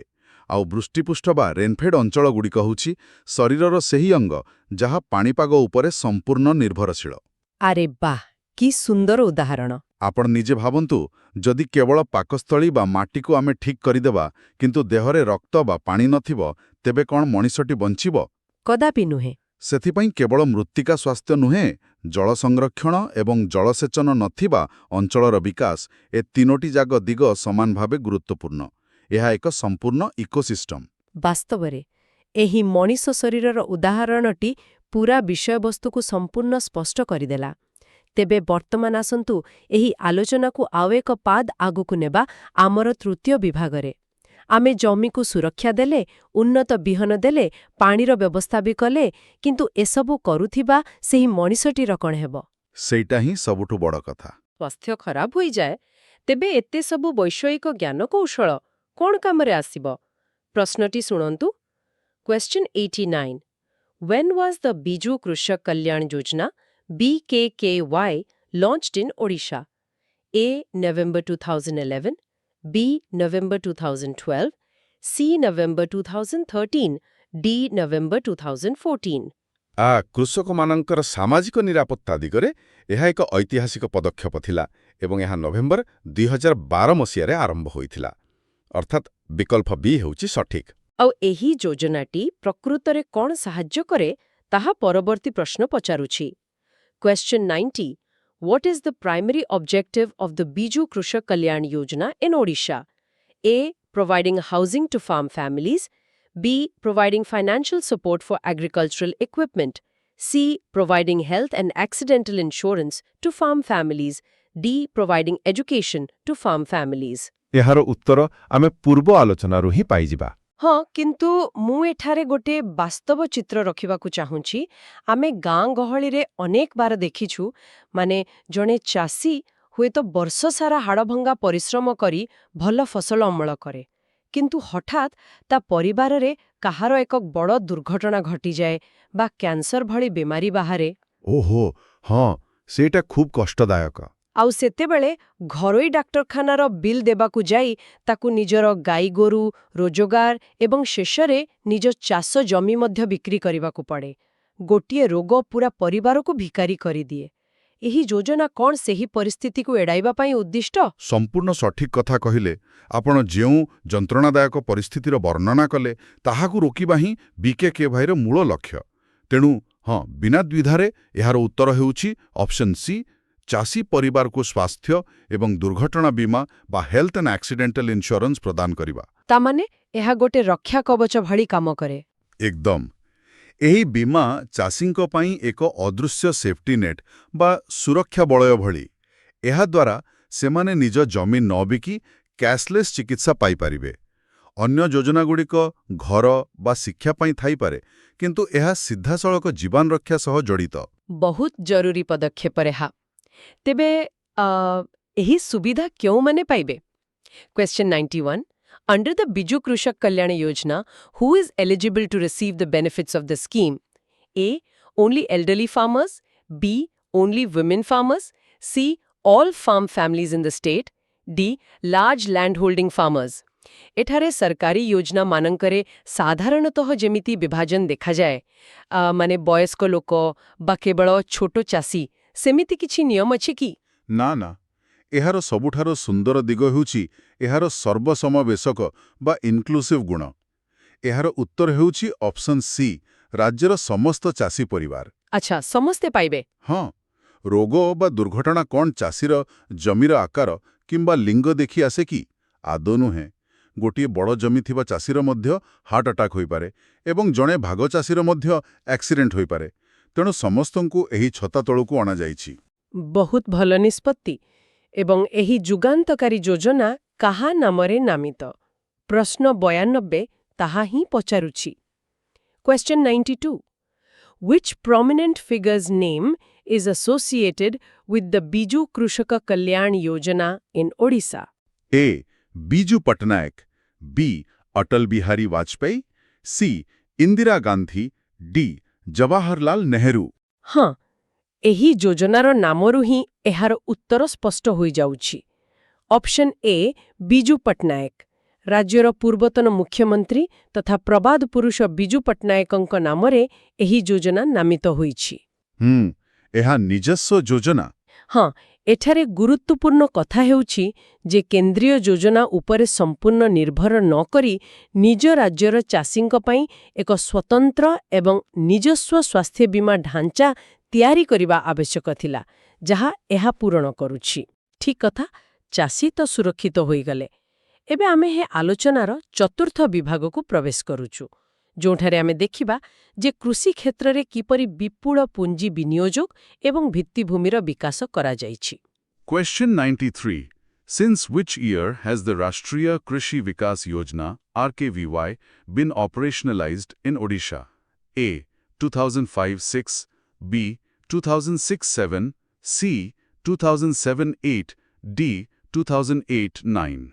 ଏହି ମହତ୍ତ୍ୱପୂର୍ଣ୍ଣ ଯୋଜନାଟି 2007-8 ମସିହାରୁ ଆରମ୍ଭ ହୋଇଥିଲା। ତେଣୁ ଅପସନ୍ ସି ସଠିକ୍ ଅଟେ। ସେହି ସମୟରେ ଏହାର ଆବଶ୍ୟକତା କ'ଣ ଥିଲା? ସେହି ସମୟରେ କୃଷି କ୍ଷେତ୍ରରେ ପୁଞ୍ଜି ବିନିଯୋଗର ଘୋର ଅଭାବ ଦେଖାଦେଇଥିଲା, ଯାହାକୁ ପୂରଣ କରିବା ପାଇଁ ରାଜ୍ୟଗୁଡ଼ିକୁ ଅଧିକ କ୍ଷମତା ଏବଂ ପାଣ୍ଠି ଦେବା ଉଦ୍ଦେଶ୍ୟରେ ଆର୍କେଭିୱାଇ କାର୍ଯ୍ୟକାରୀ ହୋଇଥିଲା। ଆଚ୍ଛା। ଆଉ କୃଷି କଥା କହିଲେ ତ କେବଳ ଧାନ ବା ଗହମକୁ ବୁଝାଏ ନାହିଁ। ଫଳ ଏବଂ ପନିପରିବା ବିକାଶ ମଧ୍ୟ ସେତିକି ଗୁରୁତ୍ୱପୂର୍ଣ୍ଣ। ଏହି ସମ୍ପର୍କିତ ଏକ ପ୍ରଶ୍ନ ଅଛି। Question 94. In which year did the National Horticultural Mission (NHM) begin its operations in all 30 districts of Odisha? ଦେଖନ୍ତୁ, ଏହି ମିଶନ ଜାତୀୟ ସ୍ତରରେ ବହୁତ ଆଗରୁ ଆରମ୍ଭ ହୋଇଥିଲା, ଅର୍ଥାତ୍ 2005-6 ବେଳକୁ। କିନ୍ତୁ ପ୍ରଶ୍ନଟି ପଚାରୁଛି ଯେ ଓଡ଼ିଶାର ସମସ୍ତ 30ଟି ଯାକ ଜିଲ୍ଲାରେ ଏହା କେବେ ସମ୍ପୂର୍ଣ୍ଣ ବ୍ୟାପ୍ତ ହେଲା? ହଁ, ସବୁ ଜିଲ୍ଲାକୁ ଯିବାକୁ ତ ସମୟ ଲାଗିଥିବ। ବିଲକୁଲ। ତାର ଉତ୍ତର ହେଉଛି ଅପସନ୍ ଡି 2010-11। କୌଣସି ବି ଏତେ ବଡ଼ ଯୋଜନା ରାତାରାତି ସବୁ ଜିଲ୍ଲାରେ ପହଞ୍ଚି ପାରିବ ନାହିଁ। ତାକୁ ପର୍ଯ୍ୟାୟକ୍ରମେ ସମ୍ପ୍ରସାରଣ କରିବାକୁ ପ୍ରାୟ 5 ବର୍ଷ ସମୟ ଲାଗିଥିଲା। ବର୍ତ୍ତମାନ ଆମେ ଯେହେତୁ ଉଦ୍ୟାନ କୃଷି ଉପରେ କଥା ହେଉଛୁ, ମୋ ପାଖରେ ଥିବା 95 ନମ୍ବର ପ୍ରଶ୍ନଟି ପ୍ରକୃତିରେ ବହୁତ ଆଶ୍ଚର୍ଯ୍ୟଜନକ। ଶୁଣନ୍ତୁ Question 95. Which crop is included in the plantation crops category for development under the National Horticulture Mission in Odisha? A. Apple, B. Cashew, C. Wheat, D. Barley. ମୋତେ ତ ଏହି ବିକଳ୍ପଗୁଡ଼ିକ ଦେଖି ଟିକେ ହସ ମାଡୁଛି। ଆମ ଓଡ଼ିଶାର ପ୍ରବଳ ଖରା ଏବଂ ଗୁମଗୁମା ପାଗରେ କ'ଣ ଆପଲ୍ ଚାଷ ସମ୍ଭବ? ହଁ, ମାନେ ବିକଳ୍ପଗୁଡ଼ିକ ଟିକେ ଭ୍ରମାତ୍ମକ ଲାଗିପାରେ। ଆପଲ୍ ପାଇଁ ତ ହିମାଚଳ ପ୍ରଦେଶ ବା କାଶ୍ମୀର ଭଳି ବରଫ ପଡ଼ୁଥିବା ଥଣ୍ଡା ଜଳବାୟୁ ଆବଶ୍ୟକ। ଆମେଠି କେମିତି ହେବ? ସେୟା ତ। ଆଉ ଗହମ ଆଉ ବାର୍ଲି? ଆଚ୍ଛା, ଗହମ ଓ ବାର୍ଲି ହେଉଛନ୍ତି ସାଧାରଣ ଖାଦ୍ୟଶସ୍ୟ। ସେଗୁଡ଼ିକ କଦାପି ଉଦ୍ୟାନ କୃଷି ବା ପ୍ଲାଣ୍ଟେସନ୍ କ୍ରପ୍ରେ ଆସିବେ ନାହିଁ। ତେଣୁ ଗୋଟିଏ ହିଁ ଯୁକ୍ତିଯୁକ୍ତ ଉତ୍ତର ବଳିପଡ଼ୁଛି, ତାହା ହେଉଛି ଅପସନ୍ ବି, କାଜୁ ବା କ୍ୟାଶୁ। ଆଚ୍ଛା, କାଜୁ। ଏହାର କାରଣ କ'ଣ? ଏହାର ବୈଜ୍ଞାନିକ କାରଣ ବହୁତ ସ୍ପଷ୍ଟ। ଓଡ଼ିଶାର କୋରାପୁଟ, ଗଞ୍ଜାମ ଏବଂ ଢେଙ୍କାନାଳ ଭଳି ଅଞ୍ଚଳରେ ଯେଉଁ ଲାଲ ମାଟି ବା ଲ୍ୟାଟେରାଇଟ୍ ସଏଲ୍ ରହିଛି, ତାହା କାଜୁ ଚାଷ ପାଇଁ ସର୍ବୋତ୍ତମ। ସେହି ଜାଗାଗୁଡ଼ିକରେ କାଜୁ ଜଙ୍ଗଲ ବହୁତ ଅଛି ମଧ୍ୟ। ଏକଦମ। ସେଠାକାର ଉଷ୍ମ ଜଳବାୟୁ କାଜୁ ଗଛକୁ ବଢ଼ିବାରେ ଏବଂ ଭଳିବାରେ ସାହାଯ୍ୟ କରେ। ଆଜି ଓଡ଼ିଶାର ଅର୍ଥନୀତି ପାଇଁ କାଜୁ ଏକ ବିରାଟ ଅବଦାନ ଦେଉଛି। ଖୁବ୍ ସୁନ୍ଦର ଭାବେ ବୁଝାଇଦେଲେ। ଆମେ ଏତେ ସବୁ ବଡ଼ ଯୋଜନା, ଟ୍ରାକ୍ଟର, ବୀମା ଏବଂ କାଜୁ ବଗିଚା କଥା ଆଲୋଚନା କଲେ। କିନ୍ତୁ ଗୋଟେ ପ୍ରଶ୍ନ ଉଠୁଛି, ଏତେ ବିରାଟ ମେସିନ୍କୁ ପ୍ରକୃତିରେ ଚଲାଉଛି କିଏ? ହଁ, ସେଇଟା ତ ମୂଳ କଥା। ସରକାରୀ ସ୍ତରରେ ସେହି ପ୍ରଶାସନିକ ଇଞ୍ଜିନ୍ ରୁମ୍ରେ କ'ଣ ଚାଲିଛି? ଆସନ୍ତୁ ଆମର ପଞ୍ଚମ ତଥା ଶେଷ ବିଭାଗକୁ ଯିବା, ଯାହା ପ୍ରଶାସନିକ ମୂଳଦୁଆ ଏବଂ ଇତିହାସ ଉପରେ ପର୍ଯ୍ୟବେସିତ। Question 96. Which department in Odisha is responsible for the implementation of the National Mission on Agriculture, Extension and Technology (NMAET) since 2014-15? A. Technology Department, B. Education Department, C. Transport Department, D. Agricultural Department. ମାନେ ଯେହେତୁ ମିଶନର ନାମରେ technology ଶବ୍ଦଟି ଯୋଡ଼ା ହୋଇଛି, ସାଧାରଣ ବୁଦ୍ଧି କହୁଛି ଯେ ଏହା ଟେକ୍ନୋଲୋଜି ବିଭାଗ ବା ଅପସନ୍ ଏ ର କାମ ହୋଇଥିବ। ଏଇଟି ହିଁ ଅନେକ ଭୁଲ କରି ବସନ୍ତି। ଏହାର ପ୍ରକୃତ ଉତ୍ତର ହେଉଛି ଅପସନ୍ ଡି, କୃଷି ବିଭାଗ ବା ଆଗ୍ରିକଲଚରାଲ ଡିପାର୍ଟମେଣ୍ଟ। କୃଷି ବିଭାଗ କିନ୍ତୁ ନାମରେ ତ ଟେକ୍ନୋଲୋଜି ଅଛି। ଦେଖନ୍ତୁ, ଟେକ୍ନୋଲୋଜି କହିଲେ ଏଠାରେ କମ୍ପ୍ୟୁଟର ବା ସଫ୍ଟୱେୟାର କଥା କୁହାଯାଉ ନାହିଁ। ଏଠାରେ ନୂତନ କୃଷି ଗବେଷଣା, ଉନ୍ନତ ବିହନର ଜ୍ଞାନକୌଶଳ ଏବଂ ଯନ୍ତ୍ରପାତି କଥା କୁହାଯାଉଛି। ଓ ଏଗ୍ରିକଲଚରାଲ ଟେକ୍ନୋଲୋଜି। ବିଲକୁଲ। ବୈଜ୍ଞାନିକଙ୍କ ଲାବୋରେଟୋରୀରୁ ବାହାରିଥିବା ଏକ ନୂଆ ଜ୍ଞାନକୌଶଳକୁ ସିଧାସଳଖ ଚାଷଜମି ଏବଂ କୃଷକ ପାଖରେ ପହଞ୍ଚାଇବା, ଯାହାକୁ ଆମେ ଏକ୍ସଟେନସନ୍ କହୁ, ତାର ଦାୟିତ୍ୱ କେବଳ କୃଷି ବିଭାଗର ହିଁ ରହିବ, ଅନ୍ୟ କାହାର ନୁହେଁ। ଠିକ୍ କଥା। ସେହିପରି ତୈଳବୀଜ ଯୋଜନା କେଉଁ ବିଭାଗ ହାତରେ ଅଛି? Question 97. Which governmental department in Odisha is responsible for the implementation of Mini Mission 1 on oilseeds? A. Directorate of Agriculture and Food Production. B. Directorate of Oilseeds Production. C. Directorate of Horticulture. D. Directorate of Rural Development. ହଁ, ଏଥିରେ ବି ଅନେକ ଭାବିପାରନ୍ତି ଯେ ଏହା ପାଇଁ ବୋଧହୁଏ ଏକ ସ୍ୱତନ୍ତ୍ର ତୈଳବୀଜ ବିଭାଗ ଥିବ, ଯେମିତିକି ଅପସନ୍ ବିରେ ଅଛି। ହଁ, ନାମର ତ ସେମିତି ହିଁ ଲାଗୁଛି। କିନ୍ତୁ ସେମିତି ନୁହେଁ। ଏହାର ଉତ୍ତର ହେଉଛି ଅପସନ୍ ଏ, କୃଷି ଏବଂ ଖାଦ୍ୟ ଉତ୍ପାଦନ ନିର୍ଦ୍ଦେଶାଳୟ। ସୋରିଷ ବା ରାଶି ଭଳି ଫସଲଗୁଡ଼ିକ ଆମର ମୁଖ୍ୟ ଏବଂ ପାରମ୍ପରିକ ଫସଲ।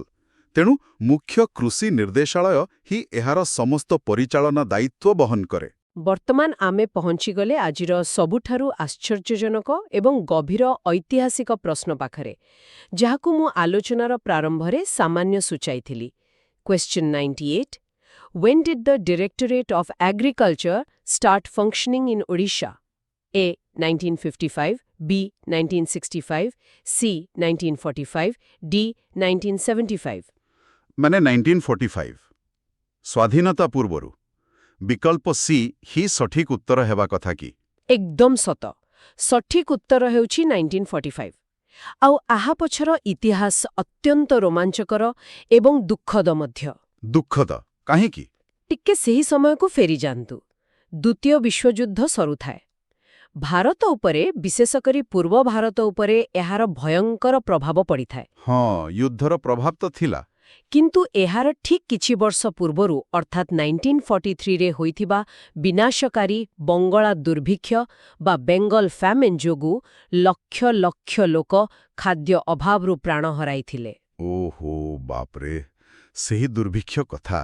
ହଁ, ସେହି ବିପର୍ଯ୍ୟୟ ଇଂରେଜ ସରକାରଙ୍କୁ ବାଧ୍ୟ କରିଥିଲା ଅନୁଭବ କରିବାକୁ ଯେ ଯଦି ଖାଦ୍ୟ ଉତ୍ପାଦନ ପାଇଁ ଏକ ସ୍ୱତନ୍ତ୍ର ଏବଂ ସୁସଂଗଠିତ ବିଭାଗ ନ ରହିବ, ତେବେ ପୁଣି ଥରେ ମହାମାରୀ ଓ ଦୁର୍ଭିକ୍ଷ ମାଡ଼ି ଆସିବ।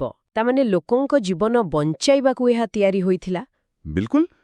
ସେହି ଉଦ୍ଦେଶ୍ୟରେ ସ୍ୱାଧୀନତାର 2 ବର୍ଷ ପୂର୍ବରୁ ଏହି ନିର୍ଦ୍ଦେଶାଳୟ ଗଠନ କରାଯାଇଥିଲା। ଓହୋ, ଗୋଟିଏ ବିଭାଗର ସ୍ଥାପନା ପଛରେ କି ଭୟଙ୍କର ଇତିହାସ ଲୁଚି ରହିଛି, ଏହା ସତରେ ରୋମଟାଙ୍କୁରା।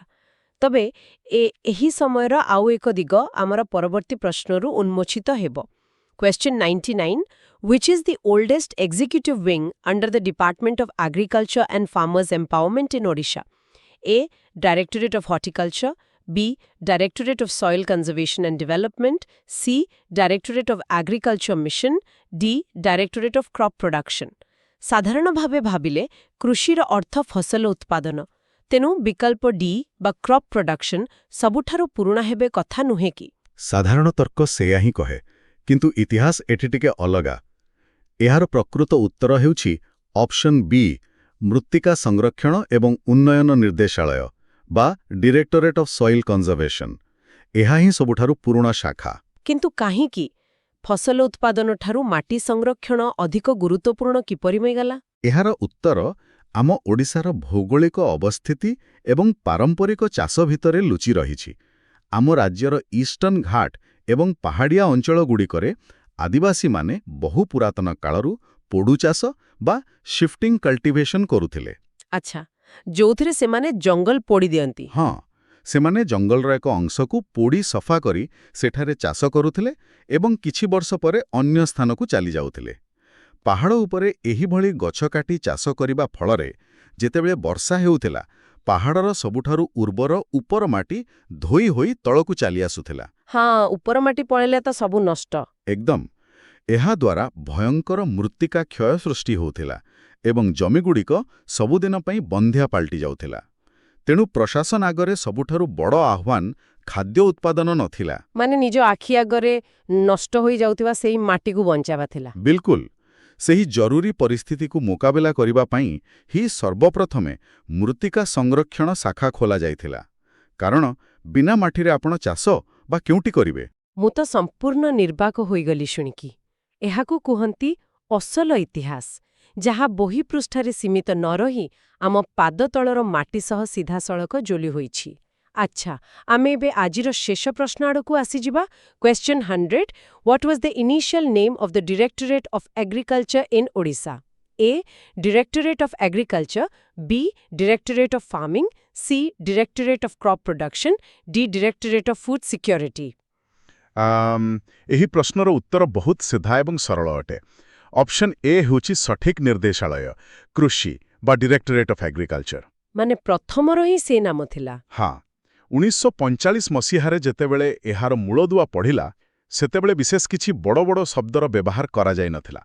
ପରବର୍ତ୍ତୀ ସମୟରେ ଆଧୁନିକୀକରଣ ଯୋଗୁଁ ବିଭାଗର ମୂଳ ନାମରେ କୃଷକ ସଶକ୍ତିକରଣ ଏବଂ ବିକାଶ ଭଳି ଶବ୍ଦ ଯୋଡ଼ାଗଲା। ହଁ, ଏବେ ତ department of agriculture and farmers empowerment ବୋଲି କୁହାଯାଉଛି। ବିଲକୁଲ।